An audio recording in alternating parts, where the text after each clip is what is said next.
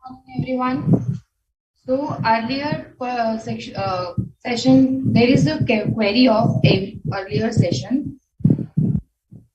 The first is in section 80 CCD, it should be 1st January 2004 on next page also. It is not 1st April 2004. Okay, it is 1st January 2004 only. Another question is, in case of 80 CCC, when the pension is received? It is as per your choice. It is mentioned in the policy that whenever you want to receive your pension, you will get at the age of 50, at the age of 55, as per the term insurance taken by you. Okay.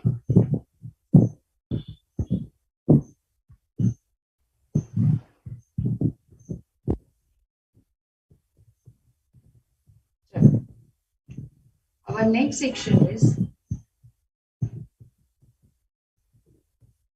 page number 7.33,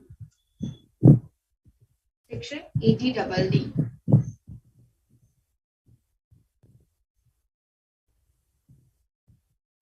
Deduction in respect of maintenance, including medical treatment of a dependent disabled. Now here, the deduction is available whenever you are maintaining the dependent disabled.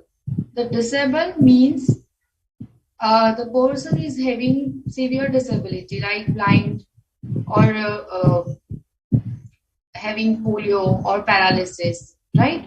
They are not independently able to work. That is dependent disabled. Okay, so if you are maintaining any dependent disabled, then you are eligible to claim deduction under section 80DD. Eligible assessee. Section 80DD provides deduction to an assessee who is a resident in India. Who is resident in India, being an individual or Hindu undivided family. So the deduction under section 80DD is available only to an individual and HUF who are resident in India. If they are non-resident, then the deduction under section 80DD is not available. Payment qualifying for deduction. Any amount incurred for the medical treatment, including nursing, training and rehabilitation of a dependent, being a person with disability, or paid or deposited under a scheme framed in this behalf by the Life Insurance Corporation or any other insurer or the administrator or specified company, right? For the maintenance of dependent being person with disability qualify for deduction. So what is qualify? If you are paying any amount to suppose a nurse to take care of that dependent disabled, okay, or you can pay any premium, any lump sum amount or any premium to LIC that the whenever required, whenever the treatment is required, then the LIC will pay the amount to you for the treatment of dependent disabled. Okay, then this amount are qualified for deduction. The scheme should provide for payment of annuity or lump sum amount for the benefit of dependent being a person with disability in the event of death of individual or member of individual in whose name subscription was made, and the assessee must nominate either the dependent being person with disability or in any other person or trust to receive the payment on this behalf for the benefit of the dependent being person with disability. Now what this para says that, say for example, if you are paying, there is a schemes in LIC or with the other companies that you as an individual, you have to pay certain amount as per the policy to the insurance company, right? And if, say for example, let us take an example, Mr. X.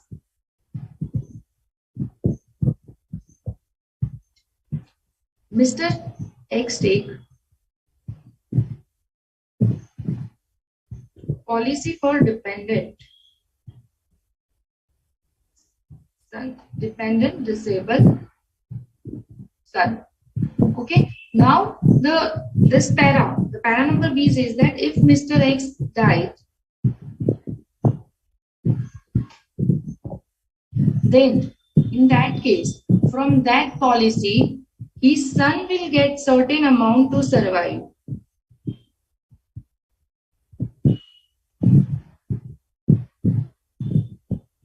Or a person nominated by Mr. X will get the amount and provide the benefit of such amount to his disabled son. Okay. The benefit of deduction under this section is also available to assessee incurring expenditure on maintenance, including medical treatment of person suffering from autism, cerebral palsy, and multiple disabilities. These are the name of disease or disabilities. Now, quantum of deduction. So, if you are maintaining any dependent disabled, then you will get the deduction of 75,000 irrespective of actual amount incurred by you. Irrespective of actual amount incurred by you, you will get deduction of 75,000. And in case severe disability, now what is severe disability? If a person is having disability of 80% or more, how will you know that the person is disabled by 80% or more? Then for that, you have to get the certificate from the doctor. Okay, on the basis of the dependent disabled's report, the doctor will tell that if the person is with 80% disability or less. Okay, so in case severe disability, the deduction shall be 1,25,000. So say for example,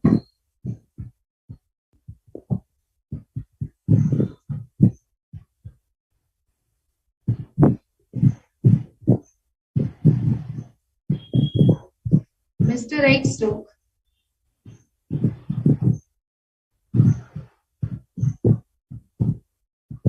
policy for his son, and he is actually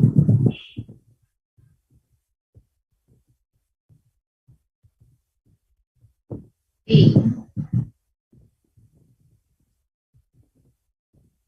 premium of rupees 80,000. Okay, and person and his son is having 60% disability, and his son is having 60% disability. Now in this case, irrespective of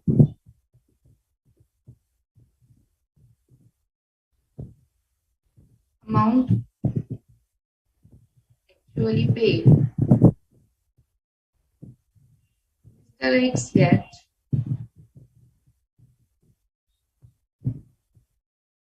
deduction of rupees 75,000. And suppose his son is having 85% disability. If his son is having 85% disability, then in that case, Mr. X get deduction of rupees 1,20,000. So it is straight deduction irrespective of actual expenditure incurred by you. Condition. For claiming deduction under this section, the assessee shall have to furnish a copy of certificate issued by the medical authority under the Person with Disability Act 1995 along with return of income under section 139. So whenever you are claiming deduction under section 80 CCD, whenever there is a deduction under section 80 CCD, then whenever you are filing your return of income, see, we have studied in last lecture that you have to file return of income within due date if you want to claim deduction under chapter 6A. Okay. So if you are claiming deduction under section 80 CCD, then you have to submit the certificate. Then you have to submit a certificate issued by medical authority that the person is disabled with this percentage of disability.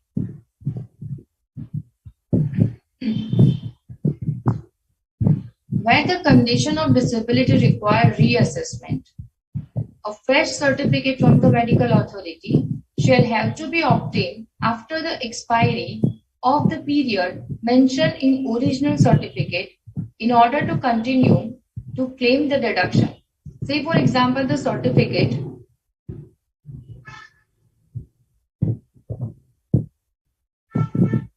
there is some disturbance. Just a minute.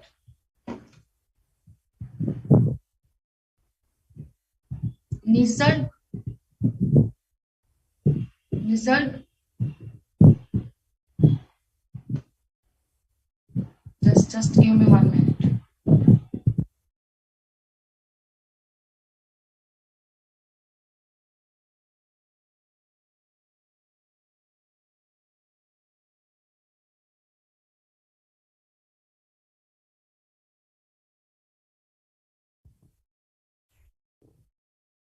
Now clear voice coming, everyone?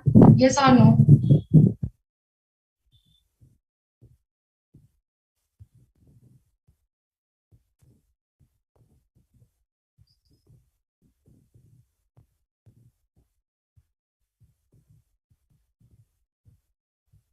Now you will not get the disturbance. Chalo. So reassessment means if, say for example, the certificate is for 10 years, if the person is having a treatment for a disability, then the disability will get reduced after treatment, right? After proper treatment, the disability, after proper treatment, the disability will reduce. So after some years, you have to take the certificate from medical authority again. That reassessment, then you require the reassessment. Reassessment is analysis again.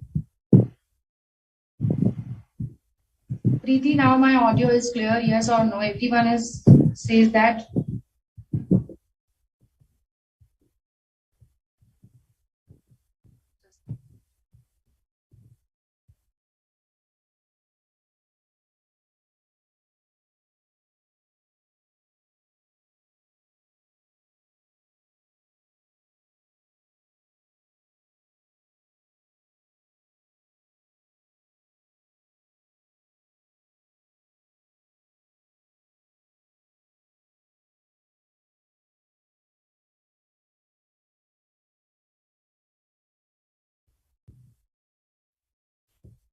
Just a minute, everyone. Sorry for the inconvenience.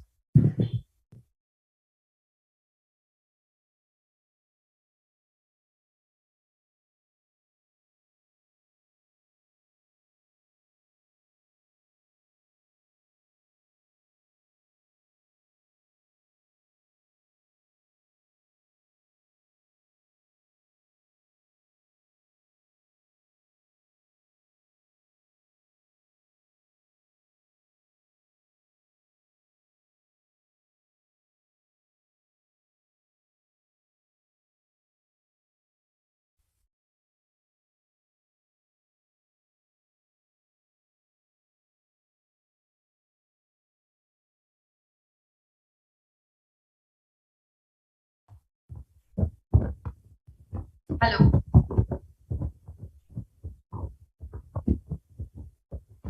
Everyone, get my voice.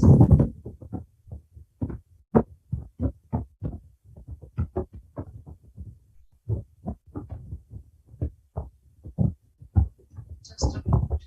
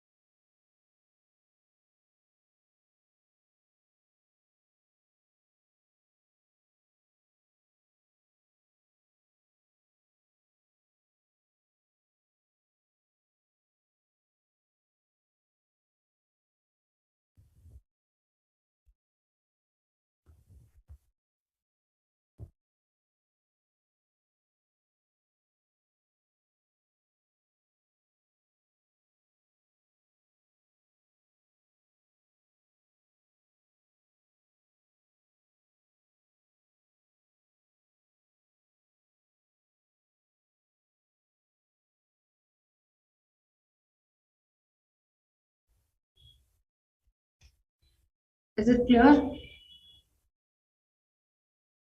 Now it is clear, everyone, yes or no?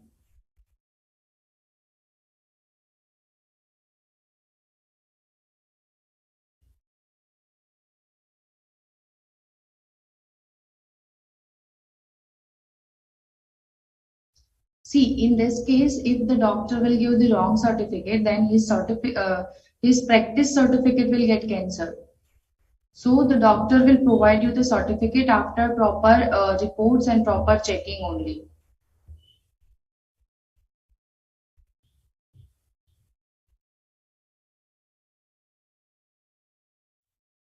Okay, great. Chalo, now it is clear. So whenever required the reassessment, you have to check, right?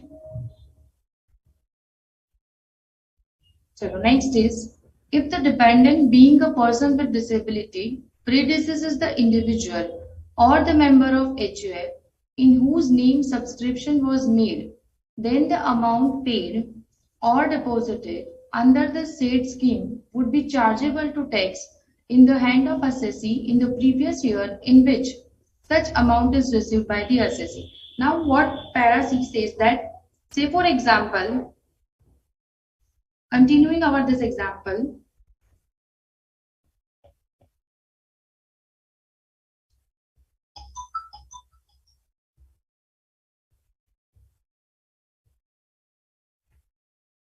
before before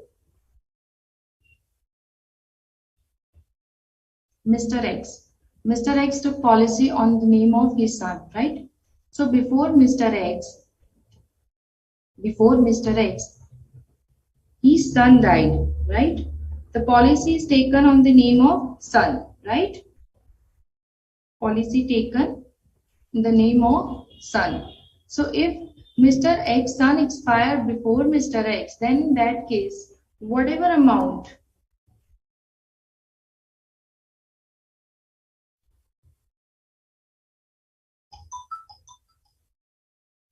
received by Mr. X is taxable in the year in which the amount is received. Okay. So before Mr. X, if Mr. X son is died, then in that case, whatever amount is received by Mr. X is taxable as income of Mr. X in the year in which Mr. X receives such amount. Now what is dependent? So in case of individual, if assessee is paying premium or assessee is paying for expense for maintenance, then in case of dependent disabled, see we have learned that the dependent disabled what? So what is disabled? You know, right? With disabilities. Now what is dependent? So in case of individual, spouse, children, parents, brother or sister of individual who is wholly or mainly dependent on such individual and not claim deduction under section 80U in the computation of his income. See, 80 CCD also you have to pay premium, but it is different section. It is for maintenance of disabled person, dependent disabled. Now 80U we will discuss later. But if you are not claiming deduction under section 80U, then you can claim deduction under this section, right? But if individual paying such amount for maintenance of dependent disabled, then the individual can pay amount for spouse, child, parents, brother or sister. Other than brother or sister, say for example, individual pay the amount for his grandparents. Then, is he eligible to claim deduction under this section? Yes or no? Is he eligible to claim deduction under this section? Yes or no, everyone?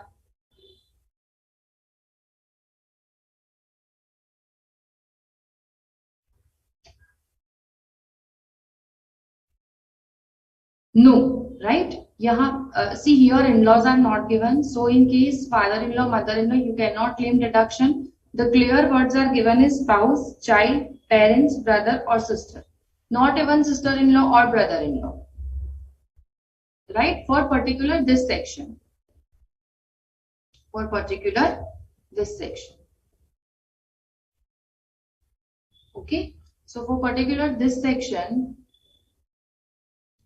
you can claim deduction only and only whenever you are paying amount for dependent disabled, and the dependent disabled are spouse, child, parents, brother or sister. Clear? And in case of HUF, member HUF. In case of HUF, members of HUF. Okay? Got it? Chalo, illustration number 8.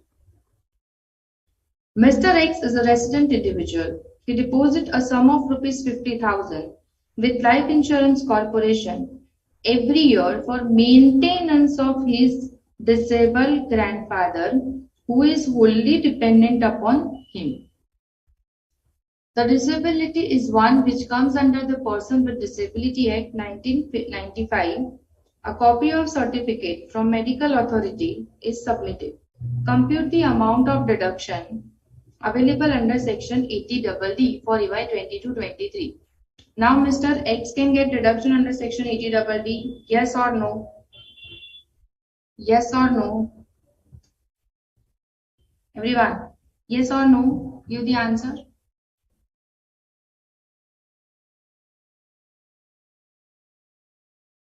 No, right? Why? Because he is paying amount for maintenance of his disabled grandfather, right? And grandfather is not covered in the definition of dependent. What will be the deduction if Mr. X had made this deposit for his dependent father? Now what happened? He deposits such amount for his dependent father, then father is covered, yes or no?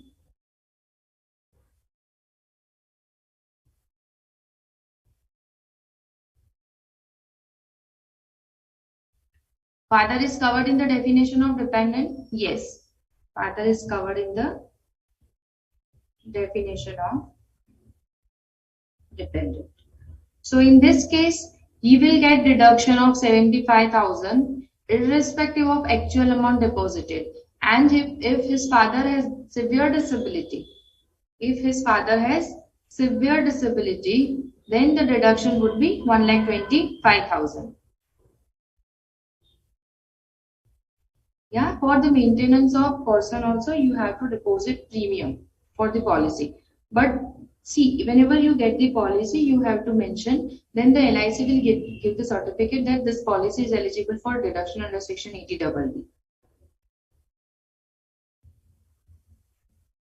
Okay, if his father has severe disability, then the deduction is available 1,25,000. I'll give you just 1 minute, just go through the provision and both illustration. And if you are having any doubt, just let me know.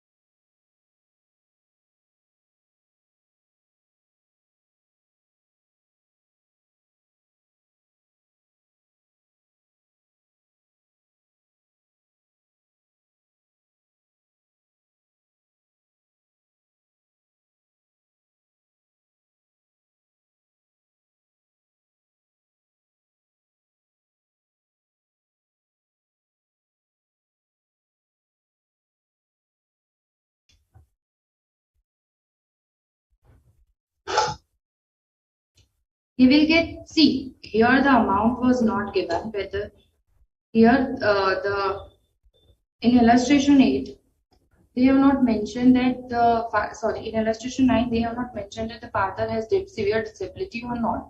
That's why we have given answer that if he has not having severe disability, then the deduction is 75,000. But if father has severe disability, then the deduction will 1,25,000.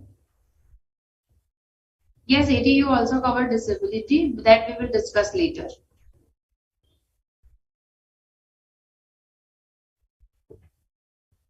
See, you cannot claim deduction under chapter 6 if exceeding your gross total income. Okay, so in this case, there is no loss. Yes, medical treatment, nursing, you are taking care of your dependent disabled.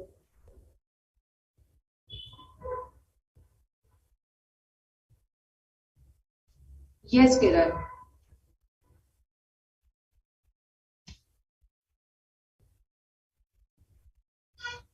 There is limit of 1,25,000, the maximum if a person is having severe disability. So he cannot claim deduction more than 1,25,000 if the person has severe disability.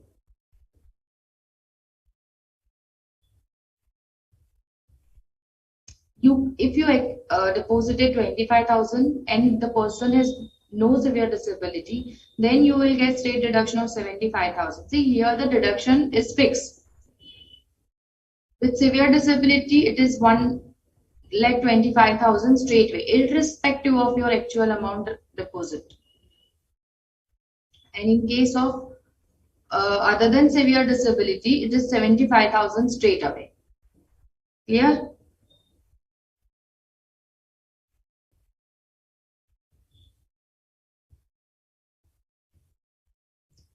Mohammed, this amount is if you are taking life insurance of not disabled person, normal person, then the deduction is eligible in under section 80C, not under section 80DD. The chapter 6A is for Income Tax Acts chapter, not your modules chapter.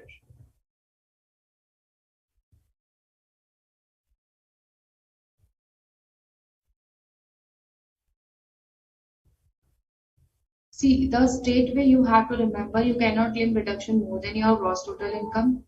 Secondly, you can claim deduction under section 80DD 75,000 or 1,25,000 as the case may be. Okay, straightway, irrespective of your amount, actual amount deposited. Here, chalo next. Deduction in respect of medical treatment. The earlier was maintenance. Here, the deduction is for medical treatment. Eligible assessee. This section provides deduction to an assessee who is resident in India, being an individual or Hindu undivided family. The deduction is available to an individual. Here again.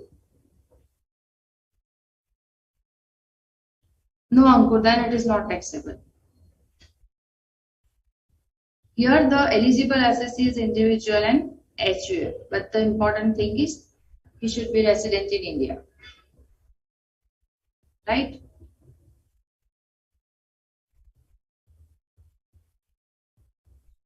Miss Shruti, you cannot claim deduction exceeding your gross total income, so there is no question of loss.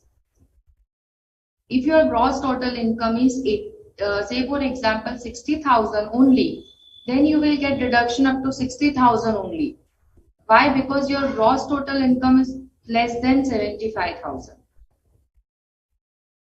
No, it is for every year, Himanshu. Chalo, next section. So for medical treatment, the eligible assessee is individual and Hindu undivided family. The deduction is available to an individual for medical expenditure incurred on himself or a dependent. So here, if an individual incur any medical expenditure for himself and for dependent, it is available to Hindu undivided family for such expenditure incurred on any of its members. In case of HUF, it is for members. Meaning of dependent. Now again, the meaning of dependent is same.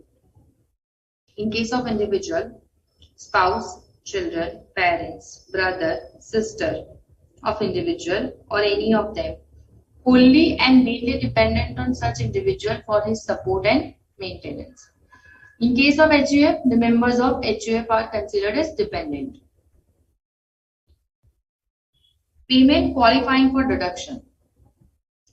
Any amount actually paid for the medical treatment of such disease or ailment as may be specified in the rule made in this behalf by code for himself or dependent in case the assessee is an individual or for any member of HUF in case the assessee is HUF will qualify for deduction.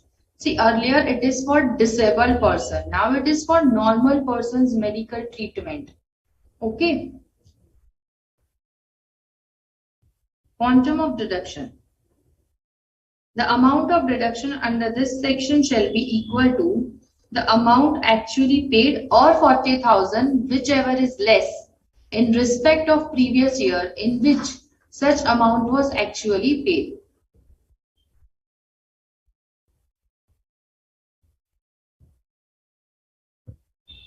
Okay, so here the deduction is 40,000 or actual amount paid, whichever is less. Ailment means disease.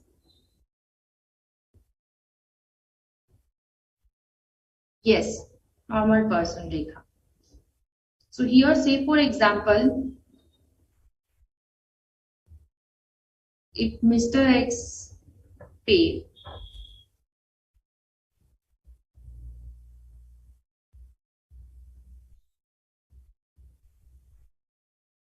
amount of for medical treatment of his wife, right?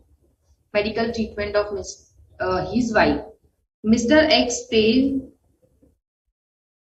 50,000 rupees for medical expenditure. He pays 50,000 rupees for medical expenditure. Now, what is the quantum of deduction under section 80 DDB? Now, what is quantum of deduction under section 80 DDB? 40,000 statutory limit or actually paid 50,000, whichever is lower. So here he will get deduction under this section amounting to rupees 40,000. Clear, everyone? In case the amount is paid in respect of senior citizens, say for example, Mr. X paid the amount for a medical amount for medical treatment of his father who is of the age of 62 years. Okay, that is a resident individual of the age of 60 years or more at any time. In case of HUF, Karta is also a member of HUF, so you can claim deduction. 60 years or more at any time during the relevant previous year, then the deduction would be the amount actually paid. Then the deduction would be the amount actually paid or 1 lakh, whichever is less. So if Mr. X incurred medical expenditure for his father, then if his father is senior citizen, then he can claim deduction of actual amount paid or 1 lakh, whichever is lower. The deduction under this section shall be reduced by the amount received.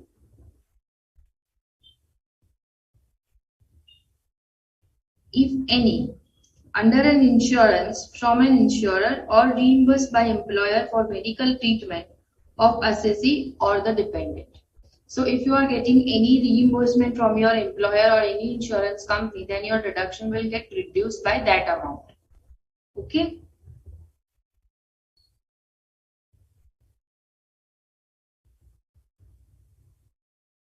Code means CBDT, Central Board of Directors.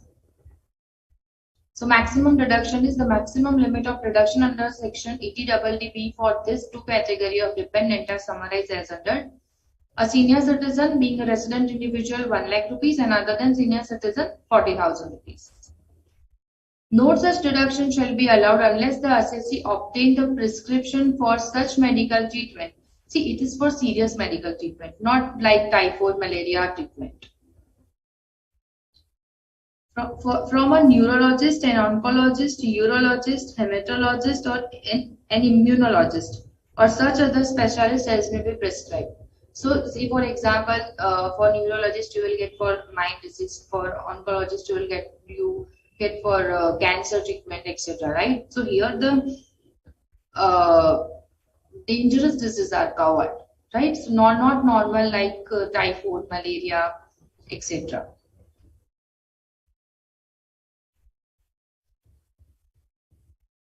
Yes, after the comparison, you have to reduce the amount reimbursed from employer or insurance company. Okay, just go through the provision. I'll give you 1 minute. Everyone, just go through the provision. And if you are having any doubt, just let me know.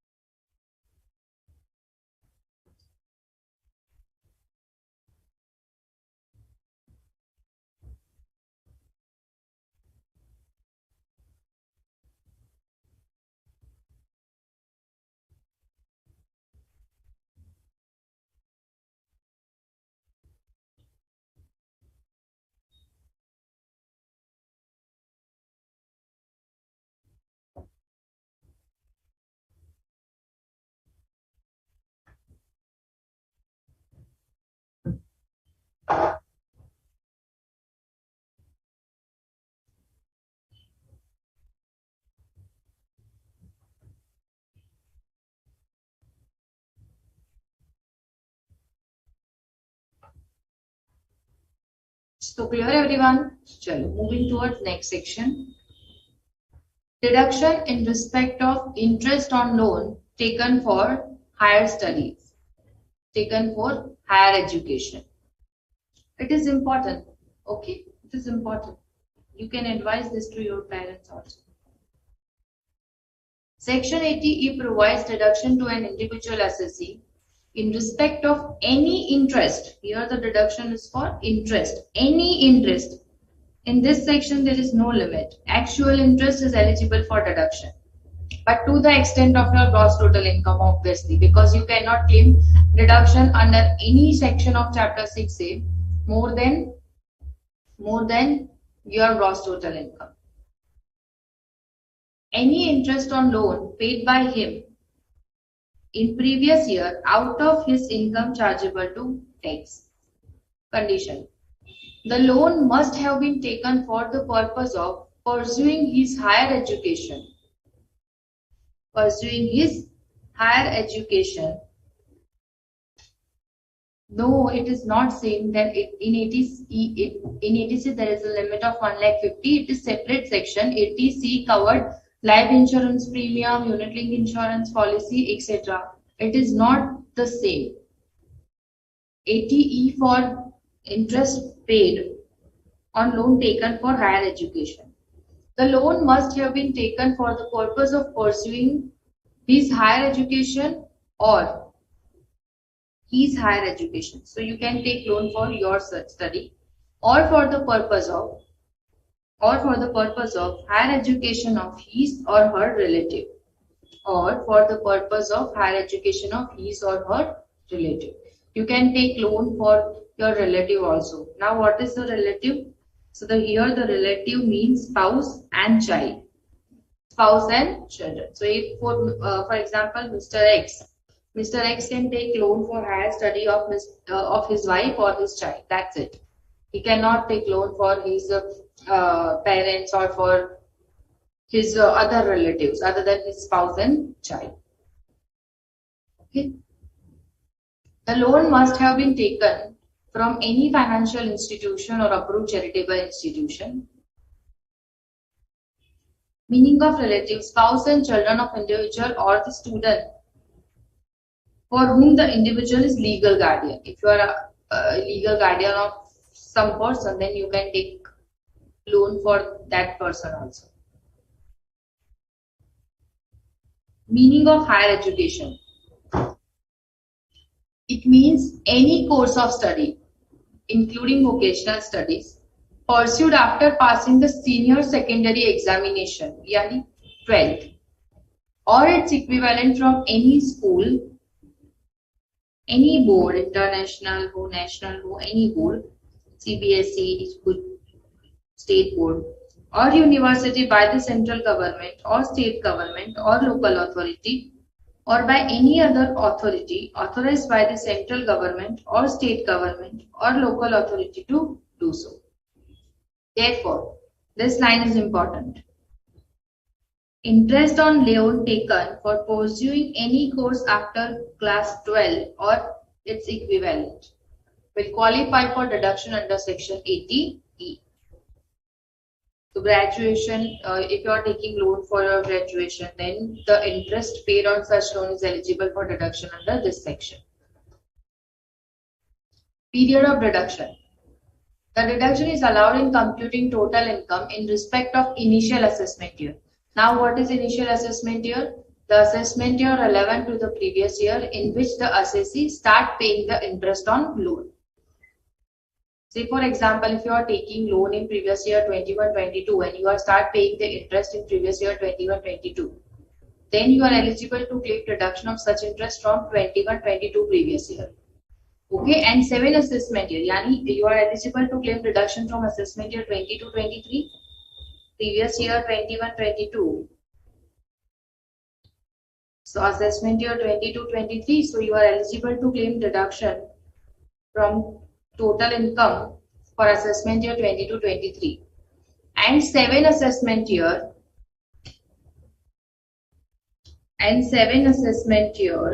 immediately succeeding the initial assessment year. Yes, in some states the 12th is in college. And 7 assessment year immediately succeeding the initial year or until the interest is paid in full by the assessee, whichever is earlier. There is no limit. You can take loan for your n number of children.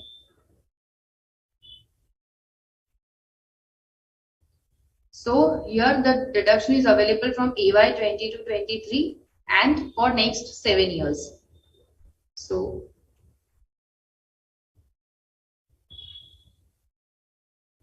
for AY 23-24, 24-25, 25-26, 26-27, 27-28, 28-29 and 29-30. Or actual the loan over. Okay? Say for example in 27-28 your loan gets over and from now onwards you are not paying any interest. So the deduction is restricted till 27-28 assessment year. Okay? So for how many period you will get the deduction? So you will get deduction. Yes, if you are taking loan for CA, you can claim benefit of this section. Any higher studies. So you can claim deduction from the year in which you are paying the interest and 7 succeeding years. Meaning of approved charitable institution. It means an institution established for charitable purpose and approved by the prescribed authority or an institution referred to in section 80G subsection 2A. Right? So you can take a loan from charitable institution also, but the charitable institution have to take certificate from the approved authority from income tax department that they are eligible to provide loan. Meaning of financial institution. It means a banking company to which Banking Regulation Act 1949 apply.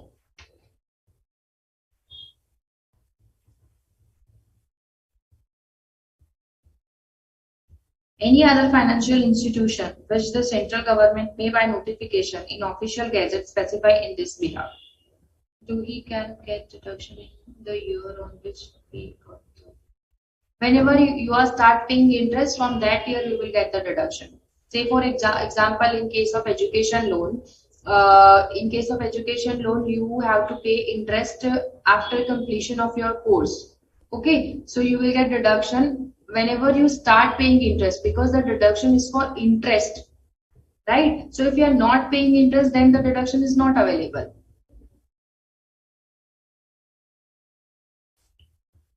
Here the higher study may be in India, outside India. It is not specifically given. No, credit card will not considered as loan.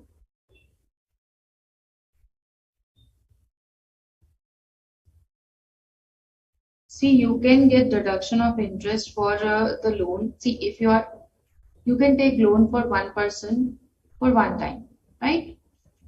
You can took multiple loans. Say, for example, Mr. X took loan for himself, for his spouse, and for his child. Then the aggregate interest paid by Mr. X is eligible for deduction under Section 80E. Clear?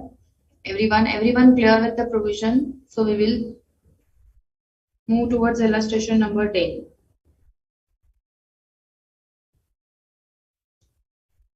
Mr. B has taken 3 education loan on 1st April 2021.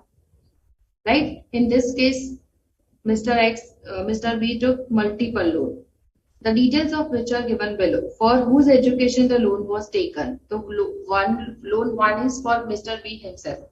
Loan 2 is for his son and loan 3 for his daughter.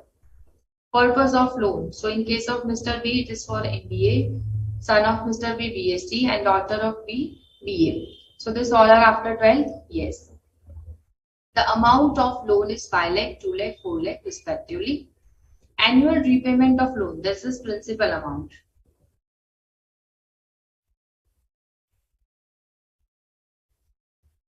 1,40,000, 80,000 respectively, and annual repayment of interest. So the interest is 20, 10 and 18. Compute the amount deductible under section 80E for EY 22-23. Now he is eligible to claim deduction for this all the loan. Yes or no? Yes.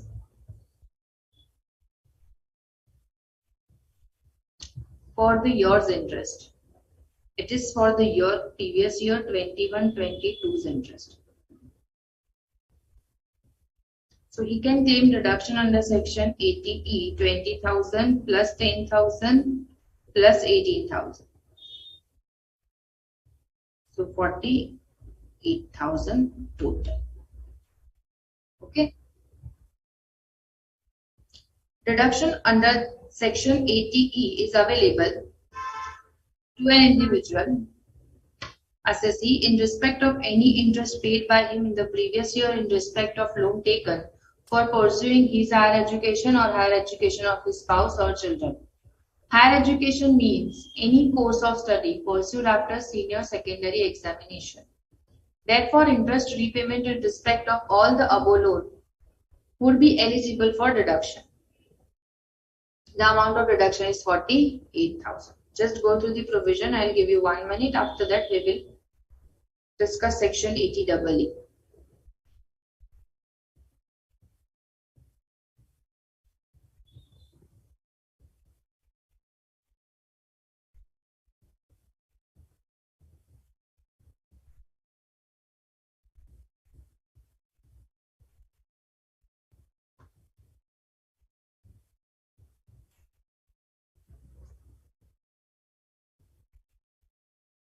No, there is no statutory limit under this section.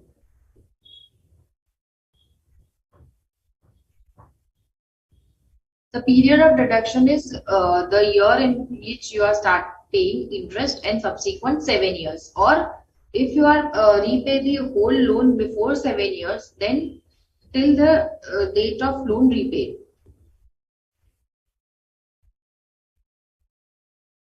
You can claim the actual interest paid as deduction. It can be any amount.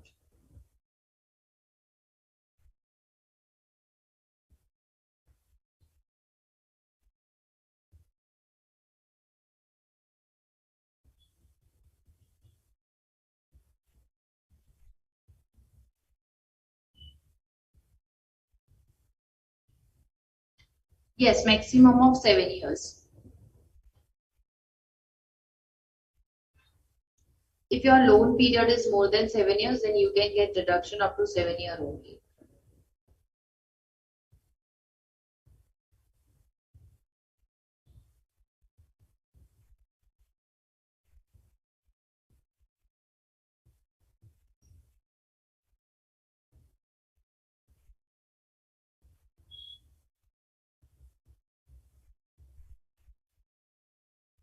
Chalo, next is deduction for interest on loan borrowed for acquisition of house property by an individual. This is for interest on loan borrowed for acquisition of house property. First thing, in house property chapter,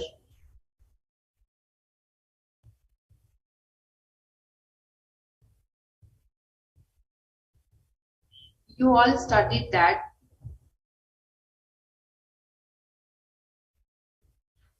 for repeat reading. That's the reason. That is the only solution to remember all the section and all the conditions. Repetitive reading. In case of house property, you have studied that there is deduction under section. Yes, total 8 years, Memon. 24B, interest on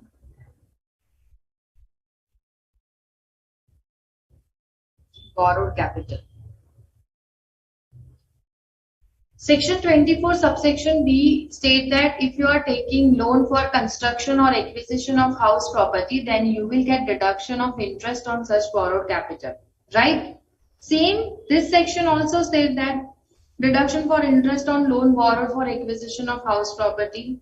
So you can claim deduction of both the section. You can claim deduction of both the section. But say for example, in case of self-occupied property and let-out property.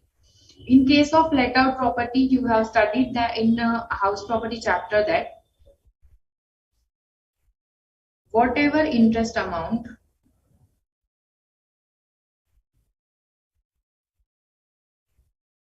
is eligible for deduction. Whatever interest amount is eligible for deduction, right? Your actual interest is eligible for deduction in case of let out property.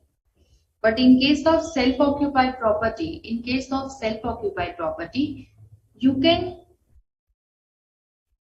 claim maximum of rupees 2 lakh as deduction as interest on borrowed capital. Yes or no? So in case of self-occupied property, if you are paying interest of rupees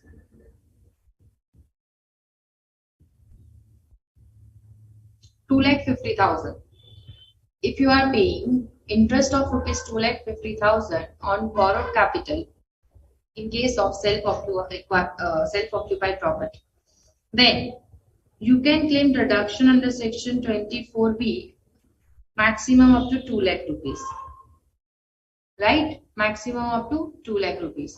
Then the balance 50,000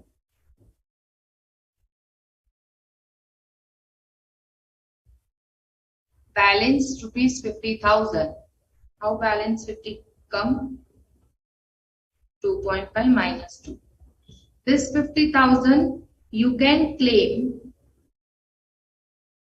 as deduction under section 80EE if in this section, if you fulfill all the condition of this section.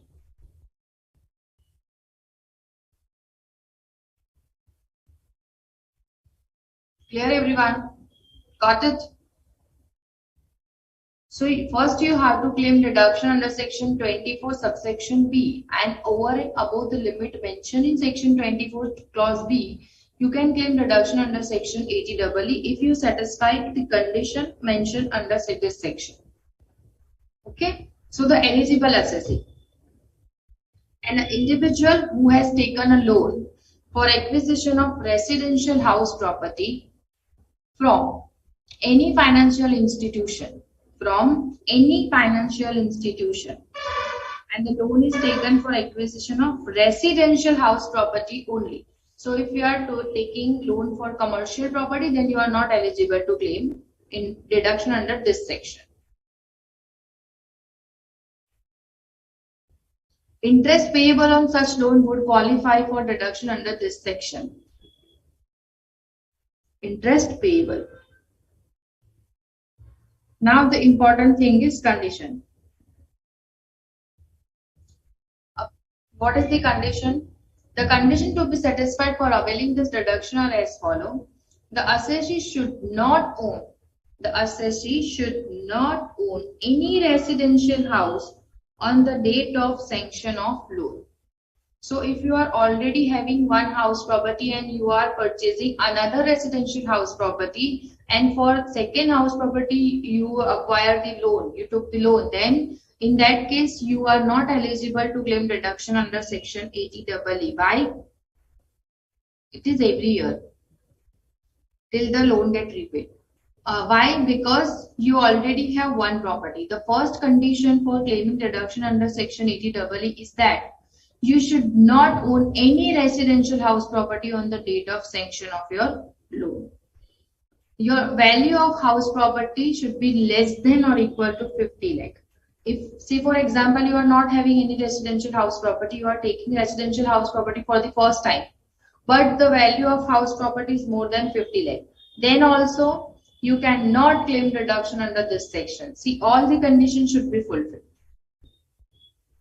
Loan sanction is less than or equal to 35 lakh rupees. See, chalo, the value of house property is less than 50 lakh. You are not having any residential house property, but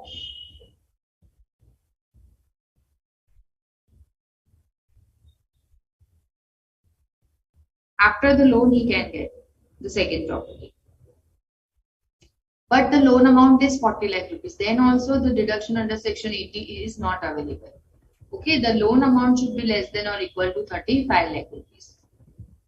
Loan should be sanctioned during previous year 16-17 only. So if you are taking loan in 17-18, then the deduction is not available, right? The deduction is not available. So what are the conditions? First, you should not own any residential house property on the date of sanction of loan. Second, the value of house property should be less than or equal to 50 lakh. Third, the loan amount should be less than or equal to 35 lakh, and the loan should be taken or sanctioned. The loan should be sanctioned during previous year 16-17. No, the major condition, you should not own any residential house property. आपके पास कोई residential house property on the date of sanction of loan नहीं होनी चाहिए. Yes, all the conditions should be fulfilled together. The period of benefit. The benefit of deduction under this section would be available till the repayment of loan continue. Okay, जब तक loan clear नहीं होता तब तक you can claim deduction. That means till the time you pay the interest, you will get the deduction. Quantum of deduction. The maximum deduction allowable is 50,000. The deduction of up to 50,000 under section 80EE is over and above the deduction up to 2 lakh available under section 24 for interest paid in respect of loan borrowed for acquisition of self-acquired property that we have already discussed here.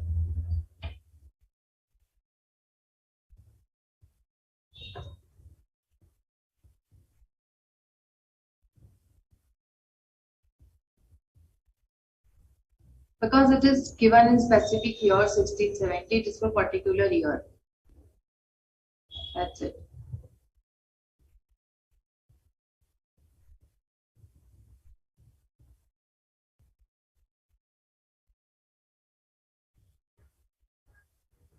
Here the word construction is not covered, it is only acquisition.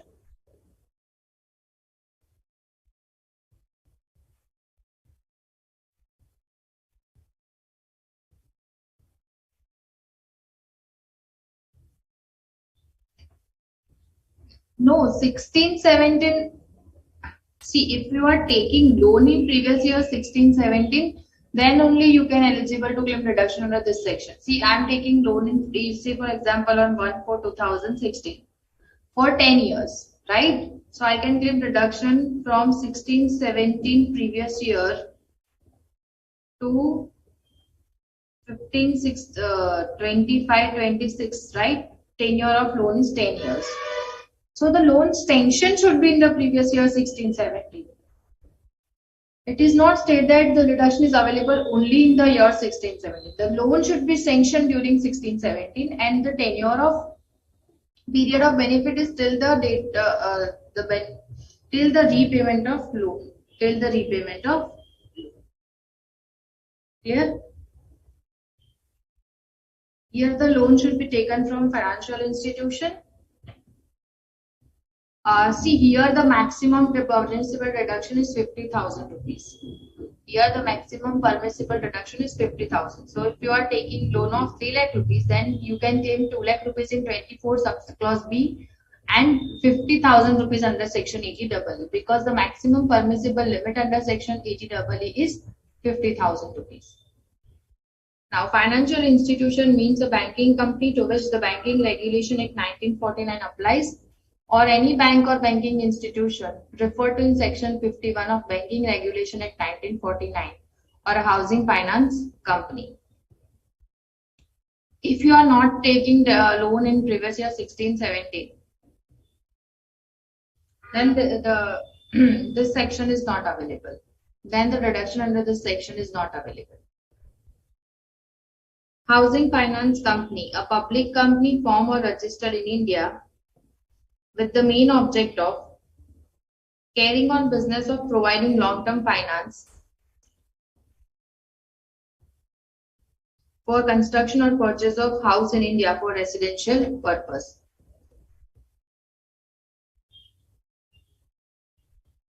See, in my example, the interest amount is 2,50,000 rupees. So he can claim deduction under section 24B up to 2 lakh rupees. Right? And remaining 50,000 under section 80EE. Say for example, he took the loan in previous year 1617. Loan amount is less than 35 lakh and value of house property is less than 50 lakh.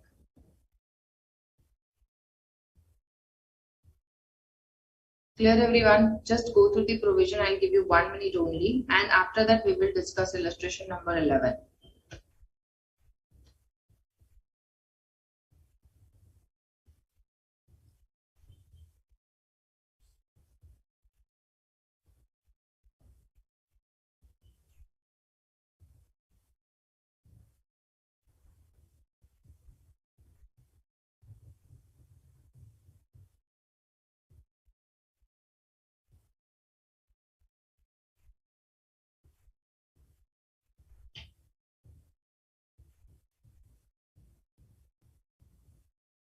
See, the subsequent years are given, but in separate sections. So for this section, you just remember the 1617 previous year. After that, the other previous year are given in different section. We will discuss that section later.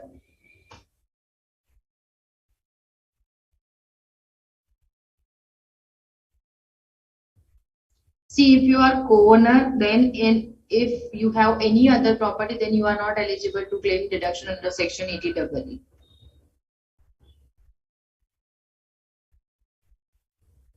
No, here the word construction is not given. So here only you are eligible to claim deduction whenever you took loan for acquisition. For construction, you can claim deduction up to 2 lakh in 24B.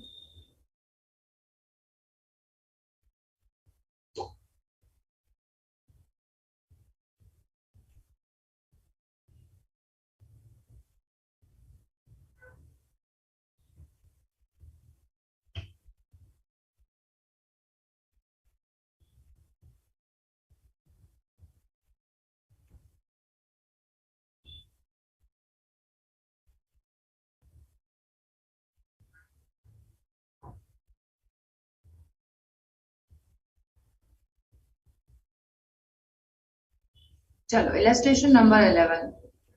Mr. X purchased a residential house property for self-occupation at a cost of rupees 45 lakh on 1/4/2017. Okay, the cost of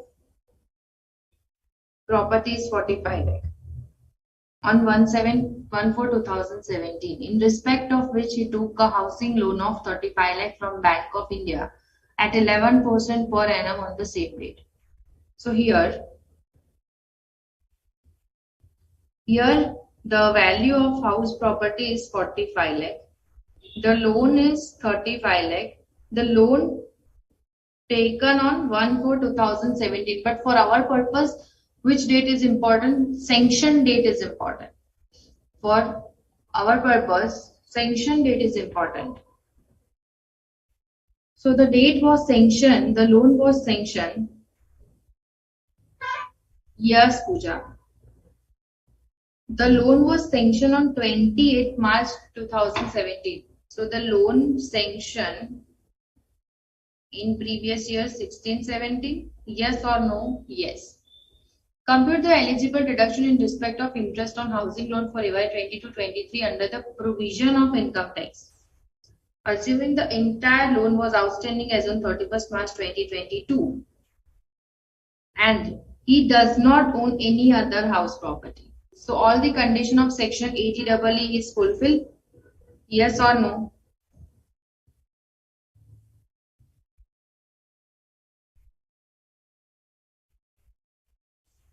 Yes, Ankur, in that case he is eligible. See, the house should not be in your name, on your name. Okay? Chalo. Here, whether the condition of 80EE is, all the condition of 80EE get fulfilled or not. Yes or no, everyone?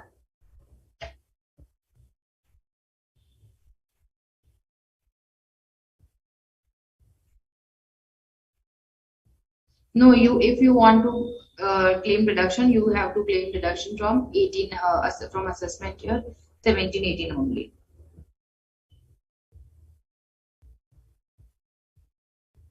Yes, Pooja. Chalo everyone. Approved. Sanction means approved. Sanction means approved. Here the loan sanction in previous year 16-17, the value of house property is less than 50 lakh and he does not own any property, right? And the loan amount is less than or equal to 35 lakh. So here the rate of interest is 11%, right? And on 31st March 2022, the full loan is outstanding. So for AY 22-23, what is the amount of interest, everyone? What is the amount of interest? It is 35 lakh rupees loan into 11%. It comes to 3,85,000, right? So Mr. A paid interest. My dear friends, the deduction is available from previous year 16-17, that is assessment year 17-18 till the loan repaid. Till the loan repaid. Here the loan taken in previous year sanctioned in previous year 16-17, but the loan is outstanding. So you are still paying interest. So you are eligible for deduction under section 80EE in current year as well. What they have said, what they have mentioned, they mentioned that you should took loan, your loan should sanction in previous year 16-70 only, and you will get deduction of interest till the date of repayment of loan. So here I am paying 3,85,000 rupees interest in previous year 21-22, that is assessment year 22-23, right? For the loan taken, for the loan sanction in previous year 16-17. Okay, so here the property is acquired for self occupation. So up to 2 lakh rupees, you can claim deduction under section 24B. Yes or no? Yes. And the remaining amount is 1,85,000. But 80AA deduction restricted to 50,000. So you can claim 50,000 under section 80EE. Clear, everyone?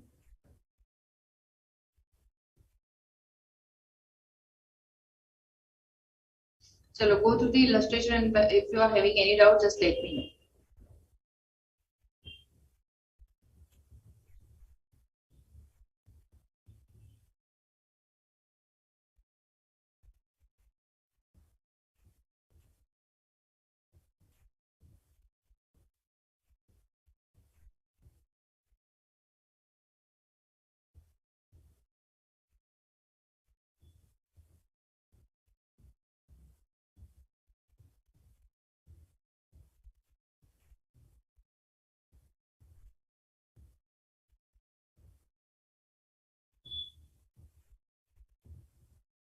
If you are having any doubt, just let me know.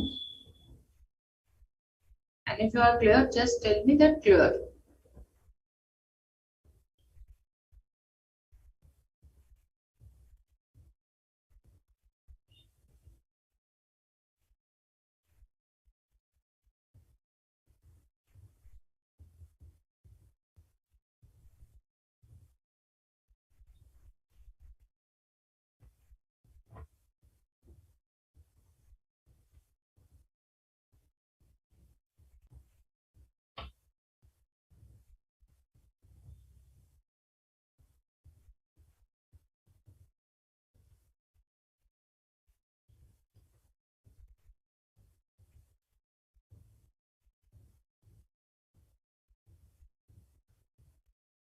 Chalo, next section is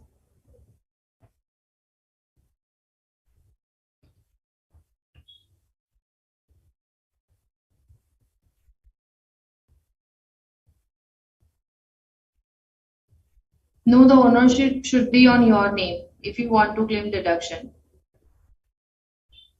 For part let out property, you have to study the provision of house property.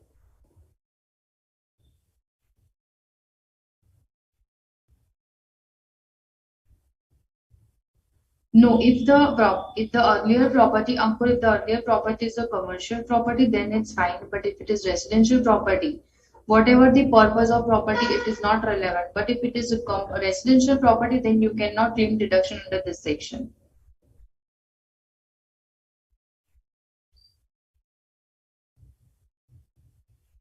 Check. Deduction in respect of interest payable on loan for acquisition of residential house property. Again, it is for residential house property, section 80EE. Here, the eligible assessee is an individual who has taken a loan for acquisition of residential house property from any financial institution. Interest payable on such loan would qualify for deduction under this section. The condition to be satisfied. Here, see, the condition is different. Conditions are different. Here the condition is the individual should not own any residential house property on the date of sanction of loan. This condition is similar to earlier. The stamp duty value of house property is less than or equal to 45 lakh rupees. Here also, here it is 50 lakh rupees. But here it is 45 lakh rupees. Less than or equal to. The assessee should not be eligible to claim deduction under section 80EE.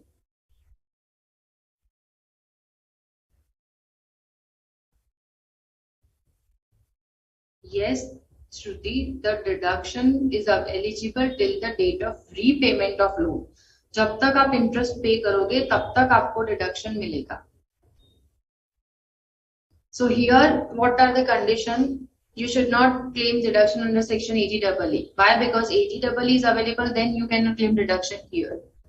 The loan should be sanctioned by financial institution during the period between 1st April 2019 to 31st March 2022. Okay, till your year. So if your loan is sanctioned during 1st April 2019 to 31st March 2022, then you can claim deduction under section 80EEA. Then you can claim deduction under section 80EEA. Period of benefit. The benefit of deduction under this section would be available from AY 2021. Why AY 2021? Because if you are taking loan in previous year 1920, then the benefit is started from 2021. Okay? And subsequent year till the repayment of loan continues. Say for example, if I am taking loan on 1/4/2021. So previous year 21-22, yes or no, it is eligible. Is it eligible? Yes or no? Yes. Because the loan sanction period is 1/4/19 to 31st March 22. Right? So if I am taking loan on 1/4/2021, so 1/4/2021 fall in this period, between this period, yes or no? Yes. So I am eligible to claim deduction from assessment year 20 to 23 to the repayment of loan. Quantum of deduction. See, earlier it is 50,000, here it is 1,50,000. The maximum deduction allowable is 1,50,000. The deduction of up to 1,50,000 under section 80EE is over and above the deduction available under section 24B in respect of interest payable on loan borrowed for acquisition of residential house property. So if you fulfill all the condition of section 80EA, then you can claim deduction up to 2 lakh rupees in 24B and balance in 80EA to the extent of 1,50,000. Say for example, I purchased my first house property on 1/4/2021 and the interest is, say for example, 3 lakh rupees.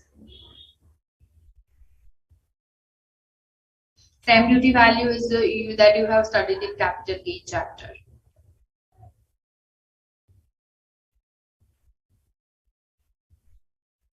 In section 80EE, 16 to 17, 16-17 loan sanction is eligible. In 80EEA, 19 to 22 loan sanction is eligible. Say for example, here the interest is 3 lakh rupees. My house property's value, stamp duty value is 40 lakh. Okay. So here the condition of 80EE is fulfilled. Yes. So what happened from this? 2 lakh is eligible for deduction under 24B and 1 lakh is eligible under 80EA. Why? Because under 80EA the statutory limit is 1,50,000. But say for example, my total interest is 4 lakh. So 2 lakh is available under 24B and 1.5 lakh is available under 80EA. Okay.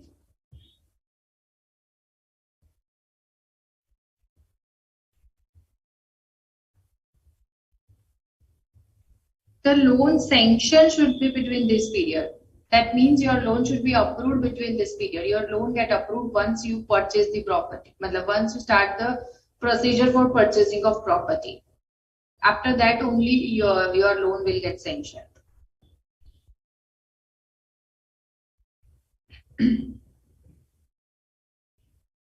So on the date of sanction of loan, you should not own more than one house property. In respect of self-occupied house property, interest deduction under section 24B is restricted to 2 lakh.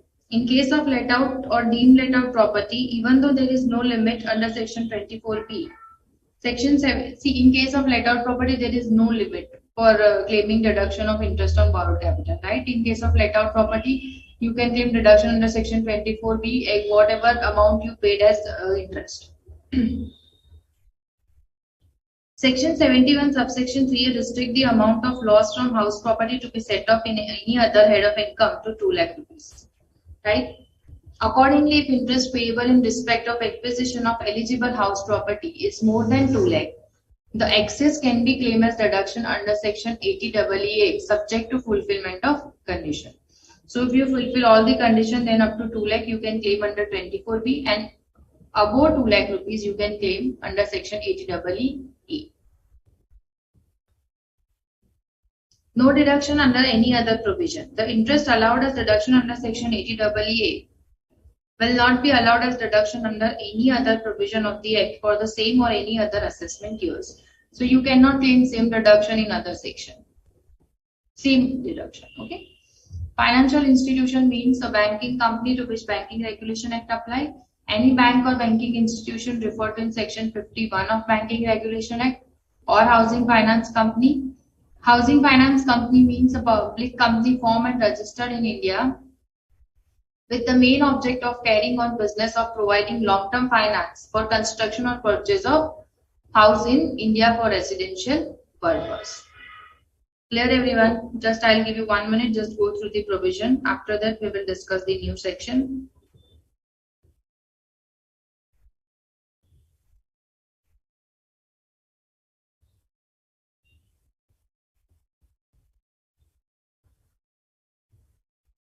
If you are having any doubt, just let me know. After that, we will discuss all the new chapter. A no deduction under any other provision, that means if you are claiming deduction under section 80EE, then the same amount is not eligible for deduction under any other section. So I cannot say for example, my interest is 2 lakh rupees. Okay, so if I am claiming deduction of this 2 lakh in 24B, then the same deduction is not available under 80EE. Same way, if I am claiming deduction under this section, you cannot claim here for the same amount. Clear, everyone?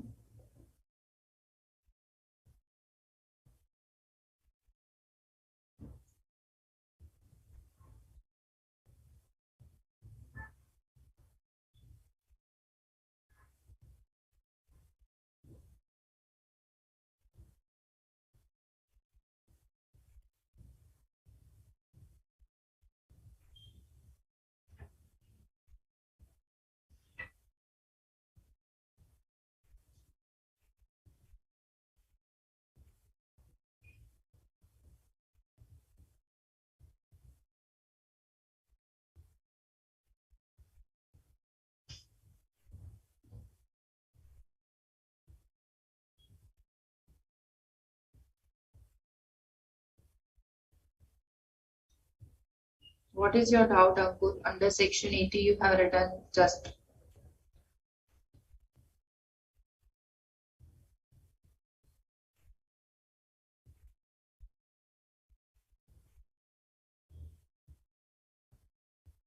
What is your doubt, Ankur?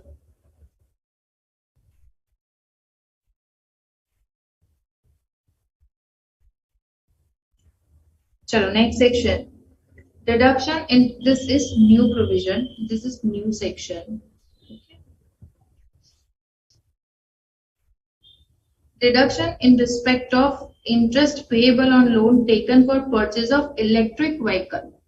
So if you are taking loan for the purchase of electric vehicle, then whatever interest you will pay, you will get the benefit of deduction under section 80EEB. An individual, the deduction is available only to an individual who has taken a loan for purchase of an electric vehicle from any financial institution for the purchase of electric vehicle. Interest payable on such loan would qualify for deduction under this section. Now, what are the conditions? The first condition is the assessee should be an individual.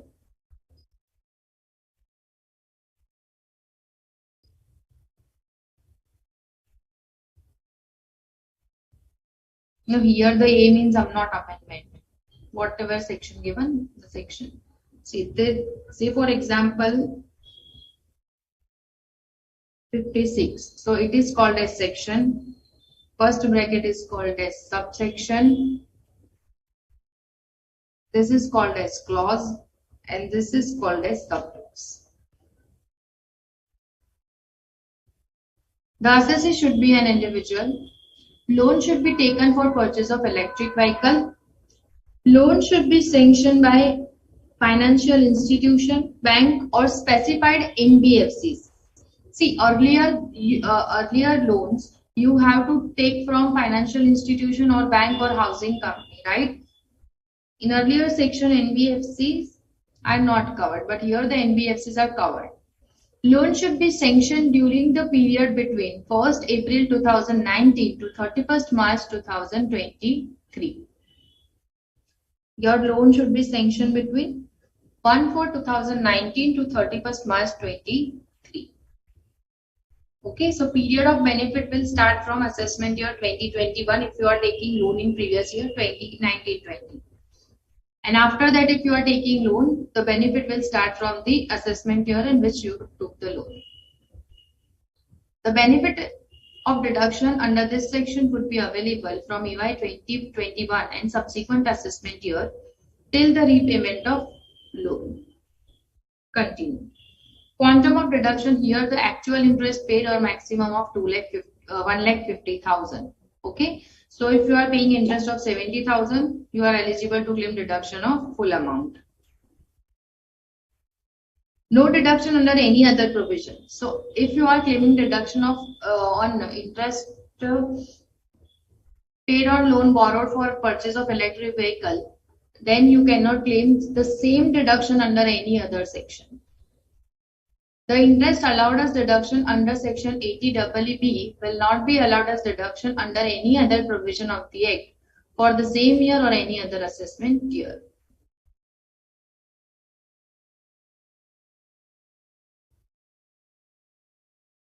The deduction is per year. The deduction 1,50,000 is per year. Here there is no limit for the amount of loan.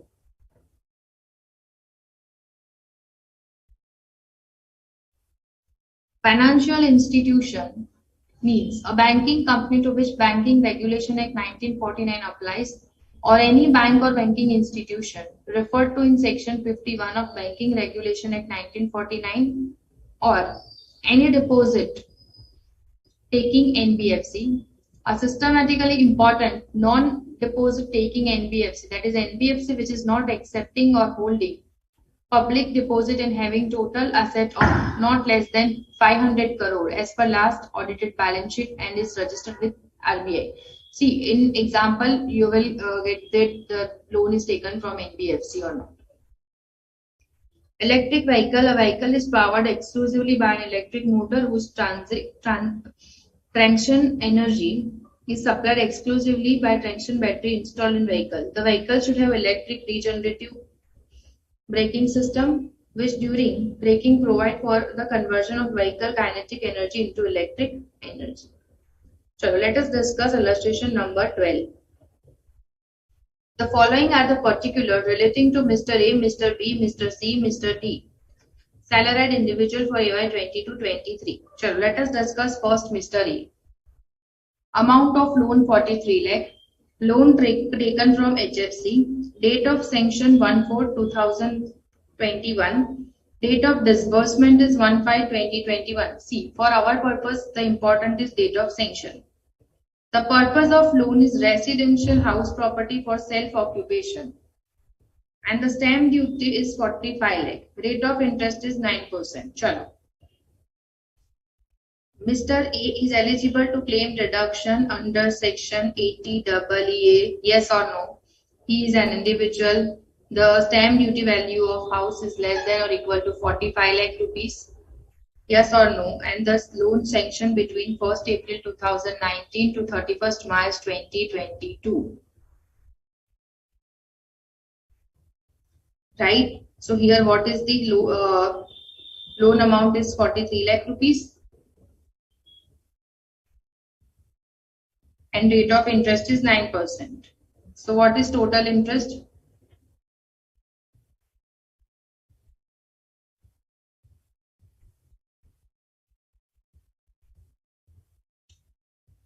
See the other provisions, matlab for the same amount. For the same amount. See, you are claiming deduction of 1,50,000 in 24B, so you cannot claim the same deduction under other section.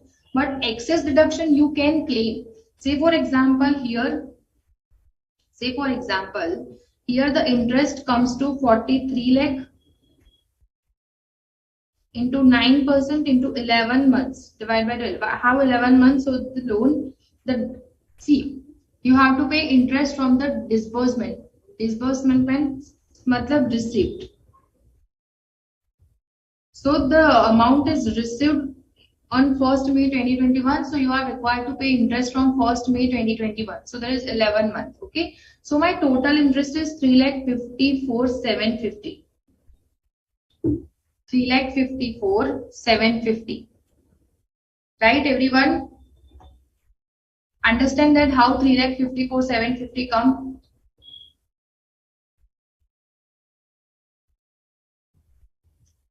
So from this 3,54,750, I can claim deduction up to 2 lakh rupees under section 24B. Okay, so I cannot claim the same 2 lakh rupees in other section, but the balance is 1,54,750. See, I am not claiming deduction of this 1,54,750 till the time. So I can claim deduction of this 1,54750 balance amount under section 80EA. But 80EA restrict the interest to the extent of 1,50,000. So I can claim deduction under section 80EA up to 1,50,000. Clear everyone? So Mr. A can claim 2 lakh rupees in house property and 1,50,000 in 80EA. Is that clear?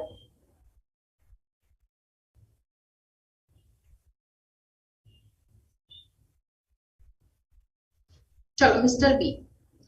The amount of loan is 45 lakh, loan taken from NBFC. The sanction is 1/4/2020, date of disbursement is 1/5/2020.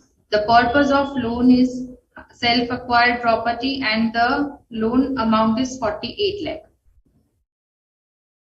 नहीं, पूरा नहीं होगा जातिन, क्योंकि the restriction under section 80EA is 1,50,000. You cannot claim deduction under section 80EA more than 1,50,000. 3,54750. It is 43 lakh interest amount into 9% rate of interest into 11 months. The loan disbursed on 1st May 2021. So May, June, July, August, September, October, November, December, Jan, Feb, March. It is 11 months. Clear, Ayush? Chalo, in case of Mr. B, the loan amount is 45 lakh, but the house property stamp duty value is 48 lakh rupees. Chalo. But here,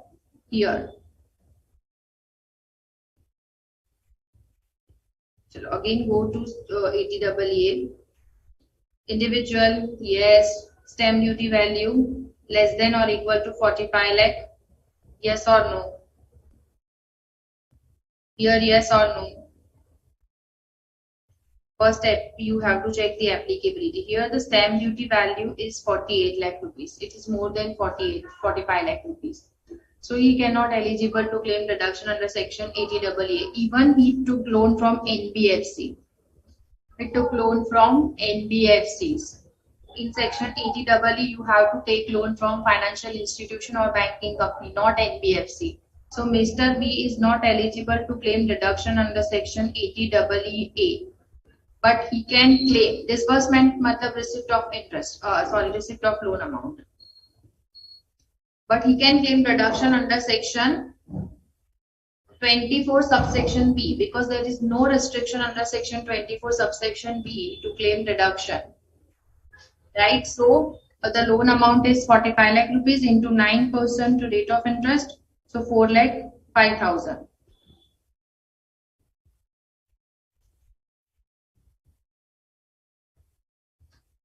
See, for 80EA, you have to check the stamp duty value only, irrespective of your actual value of house property.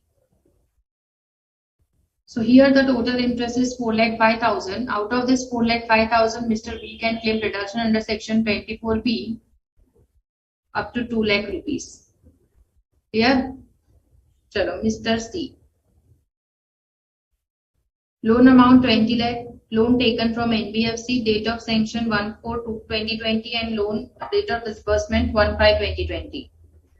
See here, here we are calculating for previous year 21-22. Previous year 21-22 के लिए full year interest आएगा. Why? Because the disbursement is 1/5/2020. So for previous year 2021, 11-month interest was there. But in 21-22, full 12-month interest we have to calculate. Same in case of Mr. C. Chalo, the loan purpose of loan is for the purchase of electric vehicle. The cost is 22 lakh and the rate of interest is 10%. So here also in previous year 21-22, full interest is available. So 22 lakh into 10%, 2,10,000. Sorry, the amount of loan is 20 lakh. The amount of loan is 20 lakh rupees. So the interest is 20 lakh into 10%, 2 lakh rupees. Yes or no? 20 lakh into 10%, 2 lakh rupees. But 80EEB says that the maximum permissible deduction is 1,50,000. So the statutory limit is 1,50,000 rupees. Okay. So he can claim deduction under section 80 EEB 1,50,000. Because I have explained this to you here because we are calculating for 21-22, so it is full year because loan disbursed last year. So for a previous year 21-22, you have to pay interest for full year. Clear, Kirti? In case of Mr. A, in previous year 21-22, it is 11 months. Everyone, please check the date. Here the date is 1/5/2021. So in previous, we are calculating for previous year 21-22. So the disbursement is 21. That's why we have taken 11 months. Here the disbursement is 2020. So in case of Mr. B, for previous year 2021, if we are calculating for previous year 2021, then we will take 11 months. But we are calculating for previous year 21-22. That's why we have taken 12 months. Chalo, Mr. D took loan of 15 lakh from public sector company. The date of sanction is 30th March 2019. And the disbursement is 1/5/19. Purpose of loan is purchase of electric vehicle. Here everyone, for electric vehicle, the disbursement should be the sanction date. The sanction date should be 1/4/19 to 31st March 23. Here, I'll explain it to you, Teja. Just wait for a minute. Here, the sanction date is before 1/4/19. Before 1/4/19, it is 30th March 19. So Mr. D is not eligible to claim deduction under section 80 EEB. Clear?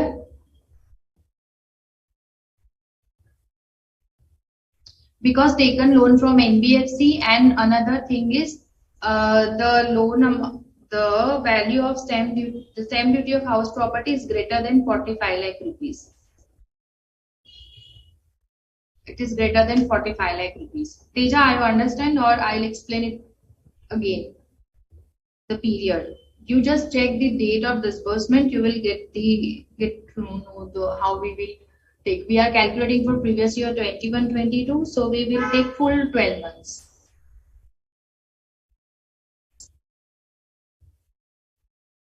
Everyone, just go to the illustration number 11, illustration number 12, and if you are having any doubt, just let me know.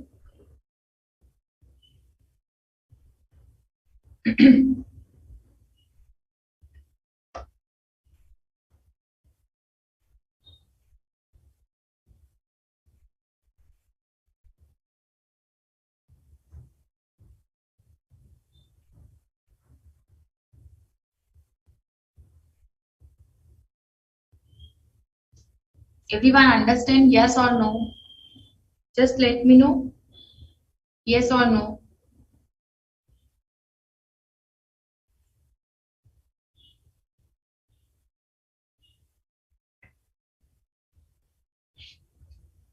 Kirti, Shruti, yes or no? Ayush, Somesh.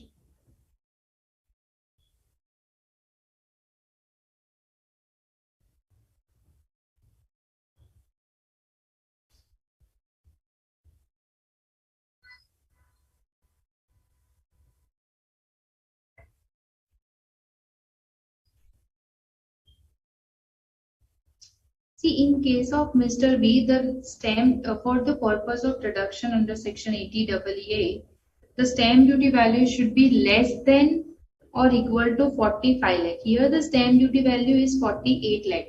So he is not eligible to claim deduction under section 80AA. But he can claim deduction up to 2 lakh rupees under house property under section 24B. Now clear, Ayush?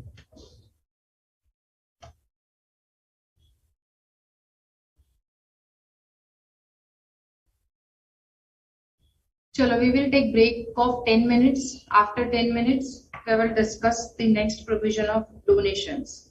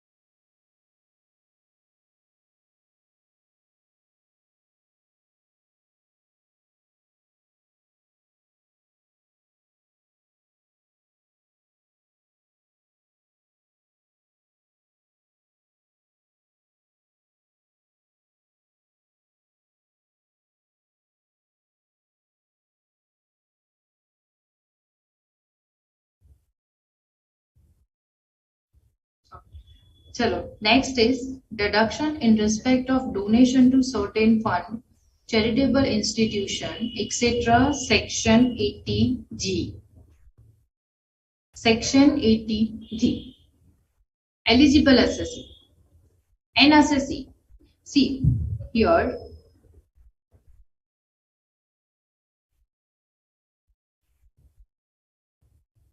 yes, for principal repayment, Section 80C is applicable, Somesh. Here, eligible assessee means an assessee who pay any sum as donation to eligible fund institution is entitled to deduction, subject to certain limitation from gross total income. Here, an assessee, the word used is an assessee. That means any assessee can give donation to any eligible fund, institution or trust. Then he will get the benefit of Section 80G.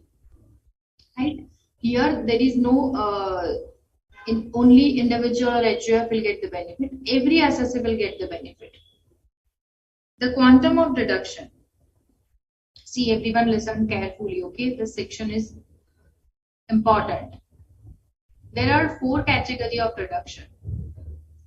There are four categories of deduction. The following table gives the details of institution or fund to which donation can be made for the purpose of claiming deduction under Section 80G.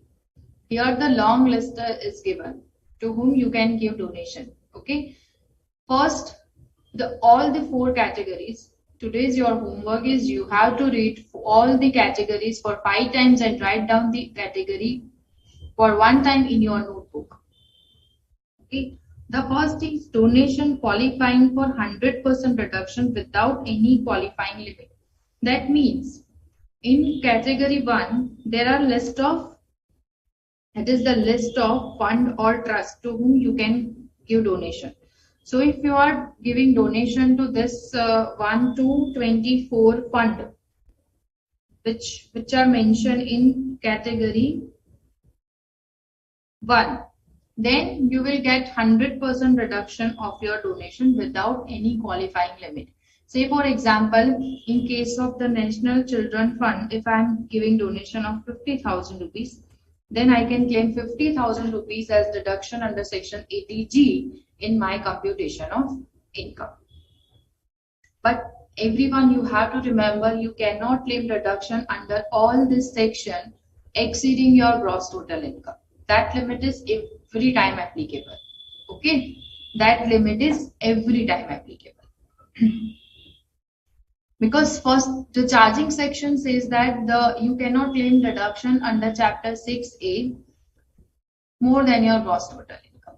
Okay, so we are talking about donation. So if I'm giving donation of 50,000 to National Children Fund, then I can claim deduction of full to 50,000 without any restriction or without any qualifying limit. Okay, so this 1 to 24 is a list of fund. Okay, it is just a list of fund that I am reading.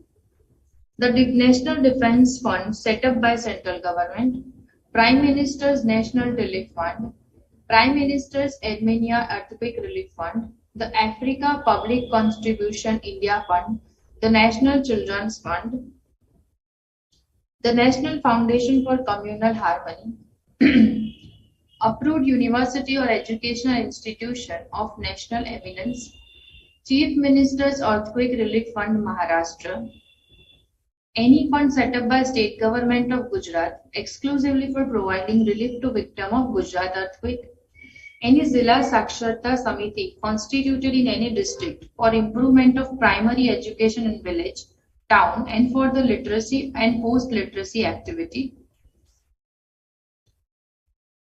the National Blood Transfusion Council or any state blood transfusion council whose sole objective is the control, supervision, regulation or encouragement in India for the service related to operation and requirement of blood bank. So these are charitable activities, donations. Say for example, this blood donation. So the blood banks are provided. See, this fund will get the contribution and the fund use this contribution to fulfill the requirement of blood bank. Say for example, the technologies, the testing lab. Okay. etc. Earlier, there's Gujarat fund set up for state government of Gujarat exclusively for providing relief to victim of Gujarat earthquake. So, if, say for example, the latest one is PM Care Fund for Corona, right? So, if you are contributing to PM Care Fund for Corona, then you will get 100% deduction. This is for the benefit of nation. Any state government fund set up to provide medical relief to the poor. The Army Central Welfare Fund or Indian Naval Benevolent Fund or Air Force Central Welfare Fund established by Armed Force or the Union for the welfare of past and present member of such force or their dependent. The Andhra Pradesh Chief Minister Cyclone Relief Fund 1996. The National Illness Assistance Fund, the Chief Minister's Relief Fund or Lieutenant Governor's Relief Fund in respect of any state or union territory. The National Sports Fund set up by the central government. The National Cultural Fund set up by central government. The Fund for Technology Development and Application set up by central government. National Trust for Welfare of Persons with Autism, Cerebral Palsy, Mental Retardation and Multiple Disabilities. The Swachh Bharat Course set up by central government other than the sum spent by the assessing pursuance of CSR. The Clean Ganga Fund set up by central government where such assessee is a resident other than the sum spent on pursuance of CSR. For CSR means Corporate Social Responsibility. The National Fund for Control of Drug Abuse. Prime Minister's Citizen Assistance and Relief in Emergency Situation Fund. Okay, so if you are donating any amount in this 1 to 24 fund, then you will get 100% deduction of your donation from your gross total income. You are giving 1 lakh rupees donation, you can claim it. Deduction qualifying for 50% deduction. Donation qualifying for 50% deduction without any qualifying limit. So if you are providing donation to this 4 fund, then you will get deduction of 50% of your donation. Say for example, I am giving donation of Prime Minister Drought Relief Fund of rupees 50,000. Then I can get deduction of 50% of 50,000, that is 25,000 without qualifying limit. Clear everyone? Corporate Social Responsibility CSR means the Jawaharlal Nehru Memorial Fund, Prime Minister Drought Relief Fund, Indira Gandhi Memorial Trust, Rajiv Gandhi Foundation. So if you are giving donation to this 4 fund, you will get deduction of 50% of your donation. So if you are giving donation of 70,000, you will get deduction of 35,000. Clear? So these 2 are simple. You just have to remember the name. Okay? Donation qualifying for 100% deduction subject to qualifying limit. Here this 1 and 2. Donation is eligible for 100% deduction. So if you are giving 1 lakh rupees, you can get deduction of 1 lakh, but subject to qualifying limit. Now what is qualifying limit, that we will discuss. What is qualifying limit, that we will discuss after the name of all the fund. Here it is given. The government or to any approved local authority, institution or association for promoting family planning. Sum paid by a company as donation to the Indian Olympic Association or any other association or institution established in India as may be notified by state government for the development of infrastructure for sports or games for the sponsorship of sports and games in India. And category 4 is qualifying donation qualifying for 50% deduction. So if you are giving donation of 50,000, sorry, you will get deduction of 25,000, but subject to qualifying limit. Subject to qualifying limit. So in category 3 and 4, first you have to calculate the qualifying limit. First you have to calculate qualifying limit.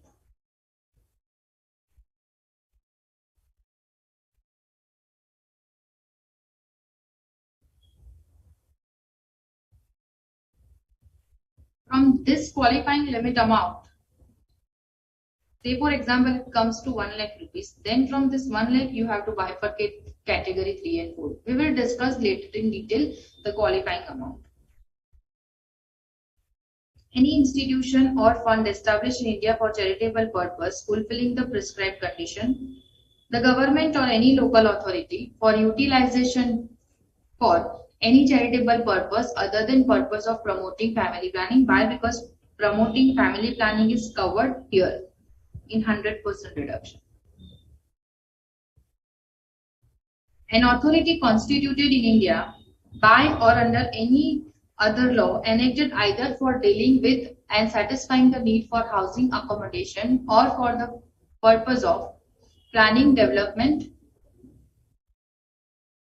Any corporation established by central government or any state government for promoting the interest of member of minority community, for renovation or repair of notified temple, mosque, gurudwara, church or other place of historic, archaeological or artistic importance, or which is a place of public worship of renown throughout any state or states. Now, what is qualifying limit? The eligible donation referred to in 3 and 4. 3 and 4. Why? Because 1 and 2 is without qualifying limit. Straightway available. 100%, 50%. Should be aggregated. The donation referred to in 3 and 4 should be aggregated. And the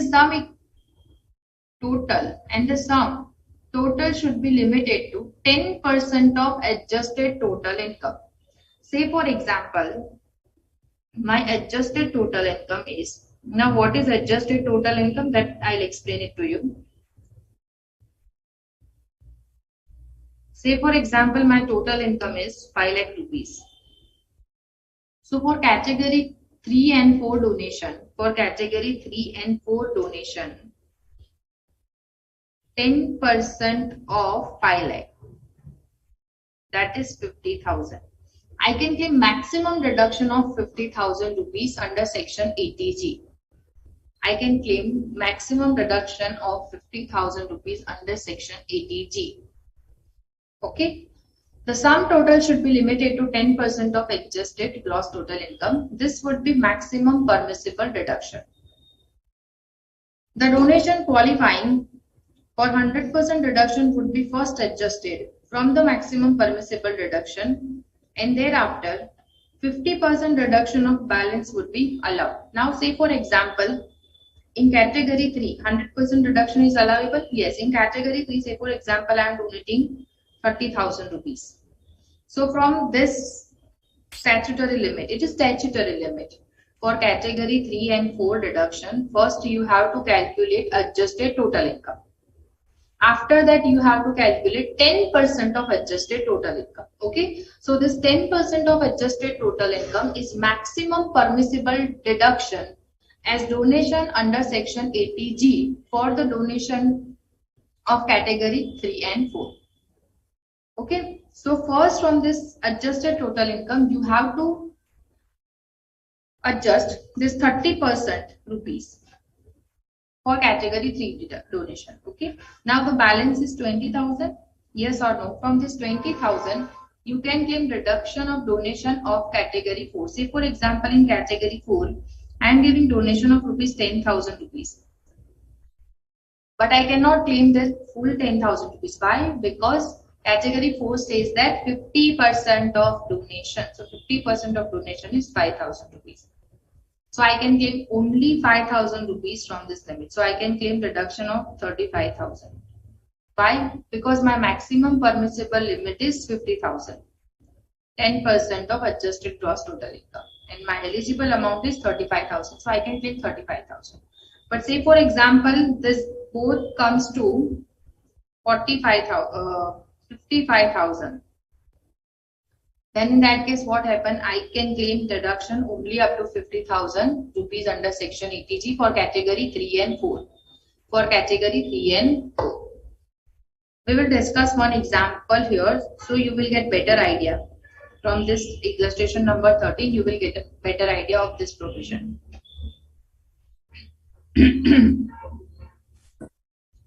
Step for computation of qualifying limit. Step 1 is adjusted total income. How will you calculate adjusted total income? So first, just calculate your gross total income. As normal provision of income tax, just calculate your gross total income. That is total of 5 heads of income. As reduced by, from gross total income, you have to reduce deduction under chapter 6A except ATG. ATG के अलावा के जितने भी deduction आप chapter 6A में claim करते हो, that you have to reduce from your gross total income, like ATC, ATC, ATCCC, ATCCD 1B, ATE, EE, EEA. Okay. After that, reduce short-term capital gain taxable under 111A. That is the short-term capital gain on equity share on which the rate of tax is 15%. So from your gross total income, first reduce the deduction under chapter 6A except ATG because we are calculating the limit of ATG. After that, reduce the short-term capital gain if it is included in your gross total income under section 112A. After that, reduce long-term capital gain taxable under section 112, that is others. And 112A. 112A is for equity share and equity oriented mutual fund, and the rate of tax is 10%. Under section 112, the rate of tax is 20%. Okay. And any income on which income tax is not payable. So if you are including any income on which income tax is not payable, then you have to reduce that amount from your gross total income. Okay. Now step 2 is calculate 10% of adjusted total income. Now in step 1 you will calculate adjusted total income. In step 2 you have to calculate 10% of adjusted total income. Step 3 is calculate the actual donation which is subject to qualifying limit. Total of category 3 and category 4 of donation shown in table above. So you have to make total of category 3 donation and category 4 donation. Lower of step 2 or step 3 is maximum permissible deduction. So adjusted, say for example, my 10% of adjusted total income is 35,000, and step 3, my qualifying deduction of category 3 and 4 is 35,000, then I'll get deduction of full 35,000. Right? The state deduction is adjusted first against donation qualifying for 100% deduction. That is category 3. Therefore, 50% of balance qualify for deduction under section 80G. Other points. See, you will get the calculation clear in our next illustration. Okay. Where an assessee has claimed and has been allowed any deduction under this section in respect of any amount of donation, the same amount will not qualify for deduction under any other provision of the Act for the same or any other assessment year. If you are claiming deduction of donation under this section, then the same deduction you cannot claim in any other section. Donation in kind shall not qualify for deduction. See, if you are giving 10 tola of gold or some silver coins, etc. as a donation, then that are not eligible for deduction. No deduction shall be allowed in respect of donation of any sum exceeding 2,000 unless such sum is paid by mode other than cash. So if you are paying donation in cash, then you are eligible only for deduction of 2,000 rupees. But if you are paying donation for by way of check, then you are eligible for deduction. Okay, so if you are paying donation in cash, then the maximum deduction is available is 2,000 rupees. The deduction under section 80G can be claimed whether it has any nexus with the business of assessee or not. So you can give donation irrespective of your business. It is not related to your business. As per circular number 2205, in case where employee make donation to Prime Minister National Relief Fund, see, for example, your employee is collecting money from employees. Okay, during COVID pandemic, the employer will collect money from employees for making donation in Pradhan Mantri, this PM Care Fund. But what happened? The donee means the person receiving the amount, that is charitable trust or okay. So they will issue a certificate to you that you are giving donation, and on the basis of that certificate, you will claim deduction from your gross total income, right? So what happened in case of if your employer collect money from you and give such donation, then the recipient of donation will give certificate in the name of employer. Okay, so whenever you are claiming deduction of donation under section 80G, you have to mention the PAN of donee, that is to whom you could give the donation, and the registration number of that donee. Okay, so what happened in this case? Your employer will get the certificate. So on the basis of that employer certificate, you can claim deduction, even if the certificate is not on your name. Why? Because it is difficult for the trust to issue certificate on individual's name, right? See, in case where employees make donation to Prime Minister National Relief Fund, the Chief Minister Relief Fund, or Lieutenant Governor Relief Fund through their respective employer. Through that, if you are giving donation independently, then the receipt will be issued on your name. But if you are giving donation to your employer and your employer will submit the donation to the fund, then the receipt will be issued on name of employer. It is not possible for such fund to issue separate certificate to every such employee in respect of donation made to such fund as contribution made to this fund are in form of consolidated check.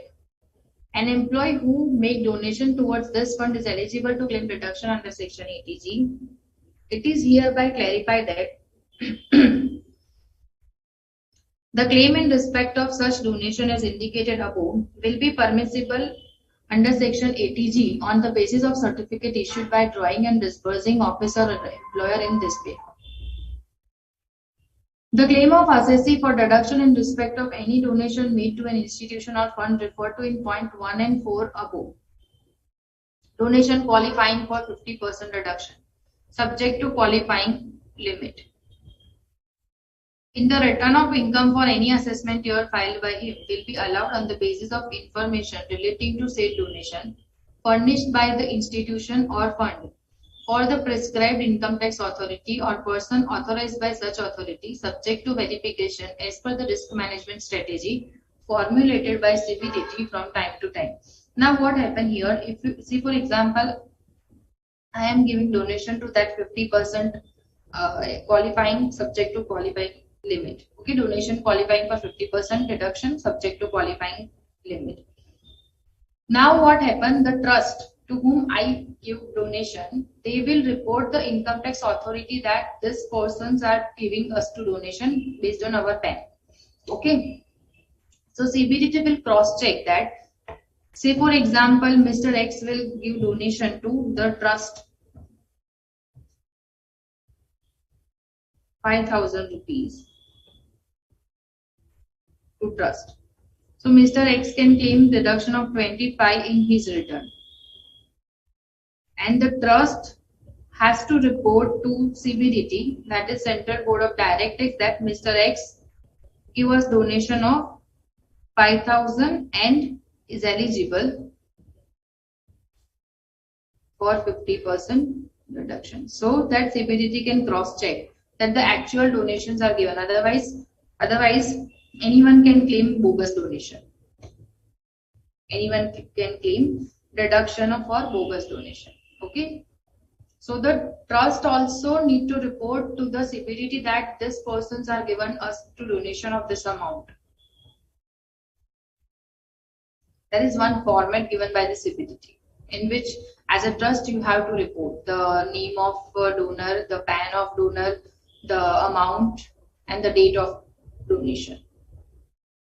Okay, so let us discuss illustration number 13. Mr. Shiva, aged 58 years, has gross total income of 7,75,000, comprising of income from salary and house property. No, employer cannot take benefit of deduction of donation given by employees.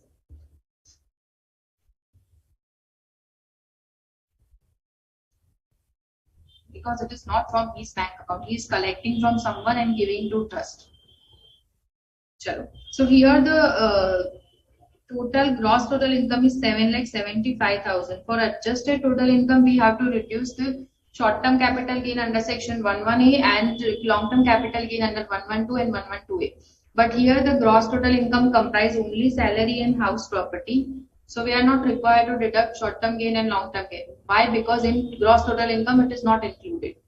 Mr. Shiva does not have any short-term gain or long-term gain. He has made the following payment and investment. Premium paid to insure. For adjusted total income, what you have to do, you have to calculate first gross total income, that is given in your case 7,75,000. From that you have to reduce the deduction under chapter 6 except ATG. So you have to reduce all the deductions. So first deduction is premium paid to insure the life of her major daughter. Policy taken on 1/4/2018. Sum assured is 1,80,000 and premium is 20. Chalo, policy taken after 1/4/2013. So what we have to calculate, 10% of sum assured, it is 18,000. Right? So deduction is available as actual premium paid or 10% of sum assured, whichever is lower. So 18,000. So from your gross total income of 7,75,000, you have to reduce 18,000. Right? See, 18,000 rupees. Medical insurance premium for self, 12,000 for spouse. Self and spouse total it comes to 26,000. And Mr. Shiva is not the senior citizen, right? So the limit is 25,000. So he have to reduce 25,000 as Mediclaim, right? Because the amount is 26,000, but restricted to 25,000. Donation to public charitable institution 50,000 by way of check. ATG को बाकी रखना है, right? We have to reduce the deduction under chapter 6 से except ATG. So donation नहीं आएगा. LIC pension fund 60,000. It covers under section 80C, right? So it comes to 60,000 rupees. The statutory limit is 1,50,000. Donation to National Children Fund, it is covered under ATG, so we have to wait. Donation for Jawahar ATG, we have to wait. Donation for approved institution for promoting ATG, we have to wait. To deposit in PPF 1 lakh. PPF covered under section 80C, right? 1 lakh rupees. The limit is 1,50,000, so 1 lakh. Now, total deduction under section 80C is 1,18,000 and 80CCC is 60,000. Totals comes to 1,78,000. But we have discussed one section, that section 80CCE. Section 80CCE deals with your total deduction under section 80C and 80CCC and 80CCD. Subsection 1 is restricted to 1,50,000. Right? So here my deduction for 80C and 80CCC comes to 1,78,000. But by way of section 80CCE, it is restricted to 1,50,000 only. Clear everyone? Clear everyone? So what is your adjusted total income? What is your adjusted total income? 7,75,000 gross total income less deduction under section 80C and 80CCC 1,50,000 less ATD 25,000. So it comes to 6 lakh rupees. So your adjusted total income for category 3 and 4 is 6 lakh rupees. Everyone clear with adjusted total income? Yes or no?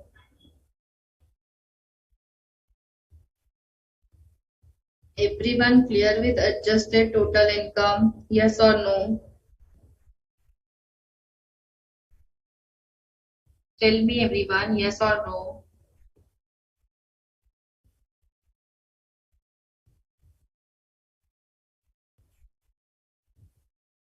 Sure. Now ATG. Public charitable institution 50,000 is eligible for deduction of 50% subject to qualifying limit, right? So here we make table and write down 50% subject to qualifying limit. Donation to Jawaharlal Nehru Memorial Fund 25,000. Jawaharlal Nehru Memorial Fund is eligible for 50% reduction, right? So 25,000 into 50%, it comes to 12,500. See, the category 1 and 2 is without qualifying limit. So straightway you have to take. So 50% of 25,000 comes to 12,500. Donation to National Children's Fund, 25,000 by way of check. And remember one thing, if you are giving donation in cash, then you can claim donation of 2,000 rupees only. So donation to National Children's Fund is available for 100% deduction without qualifying limit, right? So for APG, this 25,000 is fully available, this 12,500 is fully available. Now donation to approved institution for promotion of family planning, 40,000. This 40,000 is eligible for 100% reduction, but subject to qualifying limit, right? Subject to qualifying limit. Now, for qualifying limit, what you have to calculate? Adjusted total income, it is 6 lakh rupees. Now 10% of adjusted total income, it comes to 60,000 rupees, right? 10% of adjusted total income is 60,000 rupees. From 60,000 rupees, you can claim reduction of category 3 and category 4. Category 1 and 2, it is allowable fully without qualifying limit. But for category 3 and category 4, you have to calculate from adjusted total income. Now, what we have discussed that from adjust qualifying limit, this is qualifying limit 60,000. From qualifying limit, first you have to reduce 40,000 rupees that on the donation on which 100% reduction is available. So on 40,000, 100% reduction is available subject to qualifying limit. If my qualifying limit is less than 40,000, then say for example my qualifying limit is 30,000. So I can claim reduction of this 40,000 to the extent of 30,000 only. But my qualifying limit is 60,000 and my donation to the trust to which 100% is eligible subject to qualifying limit is 40,000 rupees. So full 40,000 is eligible. Yes or no? Clear everyone? From this 40,000, from this 60,000, full 40,000 is available. Everyone clear with this 40,000? Up to 40,000 is clear? See, firstly, donation of 40,000 to approved institution for family planning for qualifying 100% reduction subject to qualifying limit has to be adjusted against his income. Therefore, donation to public charitable trust qualifying for 50% reduction subject to qualifying limit is adjusted. After that, we will discuss this. Up to this, clear everyone? From qualifying limit, how we calculate qualifying limit? From qualifying limit, first we have adjusted 100% donation subject to qualifying limit 40,000. Yes or no? Everyone clear with this?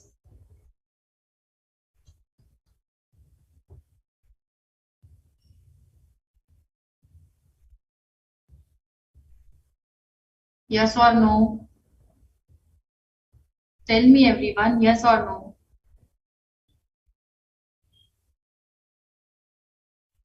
Chalo, from qualifying amount, the balance is 20,000. Right? The balance is 20,000. But what is my donation to public charitable trust that is available for 50% subject to qualifying limit? It is 50,000. It is 50,000, but my qualifying limit is 20,000 only. Yes or no? My qualifying limit is 20,000 only. Yes or no? Yes. But actual donation is 50,000.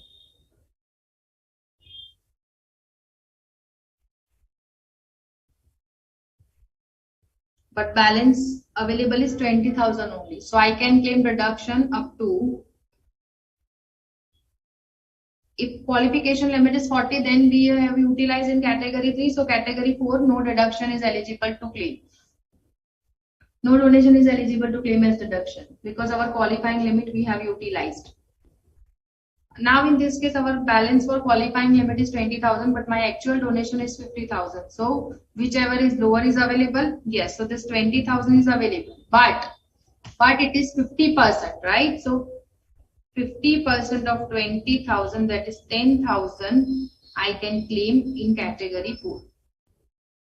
So what you have to calculate first? Qualifying limit. From qualifying limit, reduce the 100% deduction allowable subject to qualifying limit. After that, you have to calculate balance. Then compare balance with actual donation, whichever is lower. So in our case, balance is lower, right? So 20,000. So 50% of 20,000, that is 10,000, is available in case of category 4. So it total donation come to 87,500. Clear everyone? Just go through the illustration, and if you are having any doubt, just let me know.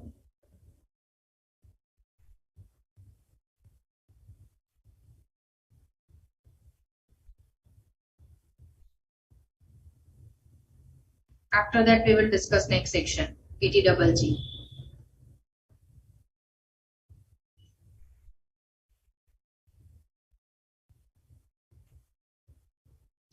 No, you see, first you have to calculate qualifying limit. From qualifying limit, you have to reduce the donation 100% available subject to qualifying limit. After that, जो balance बचेगा, that you have to compare with 50% eligible donation. You cannot say that 40,000 plus 25,000, 50% of 50,000. You cannot say that. You have to compare like this only. Balance and actual deduction, donation, whichever is lower. So whatever is the lower amount, 50% of that lower amount is considered as eligible donation.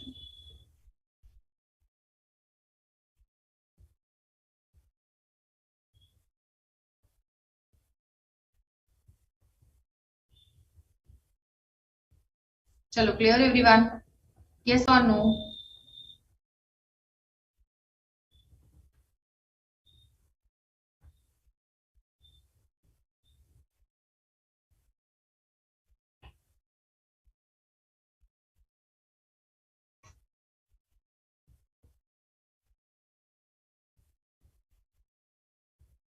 Can we go to next section? Yes or no everyone? Please let me know.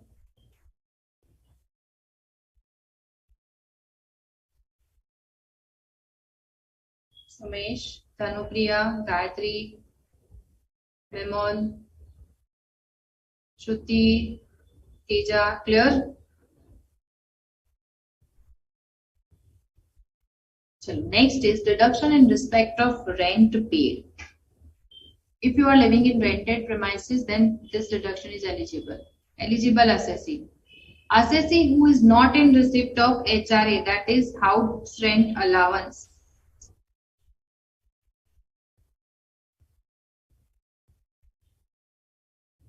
See, I'll again balance qualifying is 20,000 and my actual donation, which is qualified for 50% deduction, is 50,000 rupees. So I have to take whichever is lower. So the lower is that 20,000. Now this 50% of this 20,000 is available as deduction. Here? Yes, so miss. Now eligible assessee is assessee who is not in receipt of HRA qualifying for exemption under section 1013A from employer and who pay rent for accommodation occupied by him for residential purpose. That means you are not in receipt of house rent allowance from your employer and you are living in rented premises, then only you can get deduction under section 80GG. So if you are receiving house rent allowance from your employer, then you will not get benefit of section 80GG. The following conditions have to be satisfied for claiming deduction under section 80GG. The assessee should not be receiving any house rent allowance exempt under section 1013A. The expenditure incurred by him on rent of any furnished or unfurnished accommodation should not exceed 10% of his total income arrived at after all deduction under chapter 6A except 80GG. That means your rent should not be more than 10% of your total income. Now how come total income? Total income means gross total income minus all the deduction under chapter 6A except 80GG. The accommodation should be occupied by assessee for the purpose of his own residence. The assessee should fulfill such other condition or limitation as may be prescribed, having regard to the area or place in which such accommodation is situated and other relevant condition. The assessee or his spouse or his minor child or HUF of which he is a member should not own any accommodation at any place where he ordinarily reside or perform duties of his office or employment or carry on his business or profession. So if your spouse is having house in the same city where you are working, where you are employed, then you will not get the benefit of this section. Why? Because income tax says that if your spouse is having her or his own house, then you should live with her, na? Why you are living in rented premises? Okay. If the assessee owns any accommodation at any place other than that referred to above, so if you are living in, say for example, Mumbai and in rented premises, and you are having your property. Yes, Gautam. If you are having your property at, say for example, in Gujarat, okay, so at other place, such accommodation should not be in occupation of assessee. So you are not living in your Gujarat place. And its annual value is not required to be determined under section 23 or 23(4)(a). The assessee should file a declaration in prescribed form confirming the detail of rent paid and fulfillment of other conditions with the return of income. You have to file one declaration that you are staying in rented premises and you are not receiving any HRA from your employer. The quantum of deduction is, the deduction admissible will be list of the following. Then under section 80GG, the deduction is eligible lower of the following: rent paid, actual rent paid minus 10% of total income of assessee before allowing the deduction. Actual rent paid minus 10% of total income. 25% of such total income arrive at after making all the deduction under chapter 6A but before making any deduction under this section. And amount calculated 5,000 per month. So it comes to 60,000 if you are living in rented premises for whole year. Okay.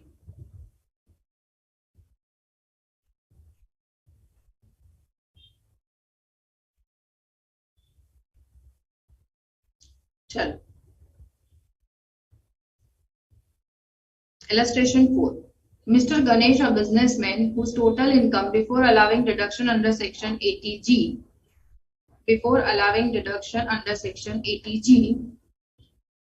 ITGG for AY 22-23 is 4,60,000. So total income is given, my dear friend, after all the deduction under chapter 6A except then 80GG. Why? Because we are calculating deduction under section 80GG. Paid house rent of 12,000 per month in respect of residential accommodation occupied by him at Mumbai. Compute deduction allowable to him under section 80GG. Chalo. So first is lower. So actual rent paid is 12,000 per month. So 12,000 per month into 12 months, it comes to 1,44,000 minus 10% of total income. So minus 10% of total income. Now what is total income? 4,60,000.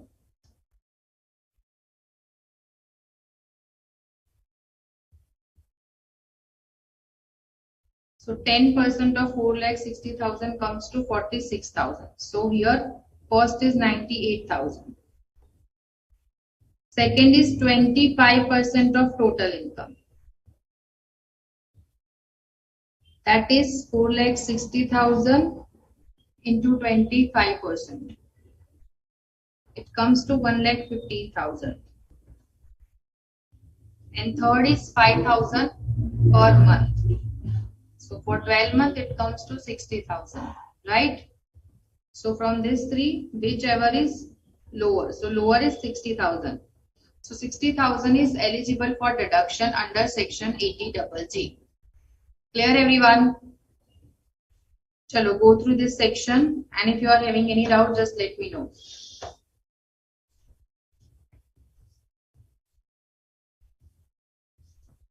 Clear everyone? Yes or no?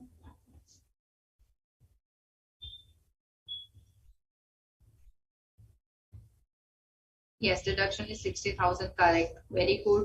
Everyone is getting my point and calculating on your own.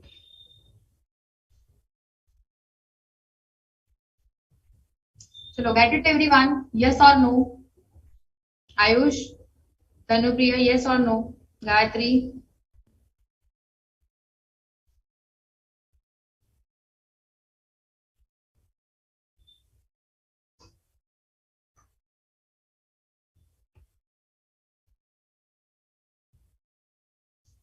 Ayush clear?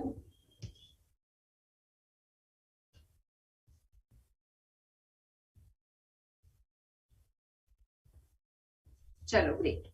So just for today, your homework is that you have to read that donation list for 5 times and write down 1 time in your notebook, okay, and revise all the section that we have discussed. Clear? I am concluded the session for today. Thank you everyone. I hope you are getting. Thank you. Have a good day.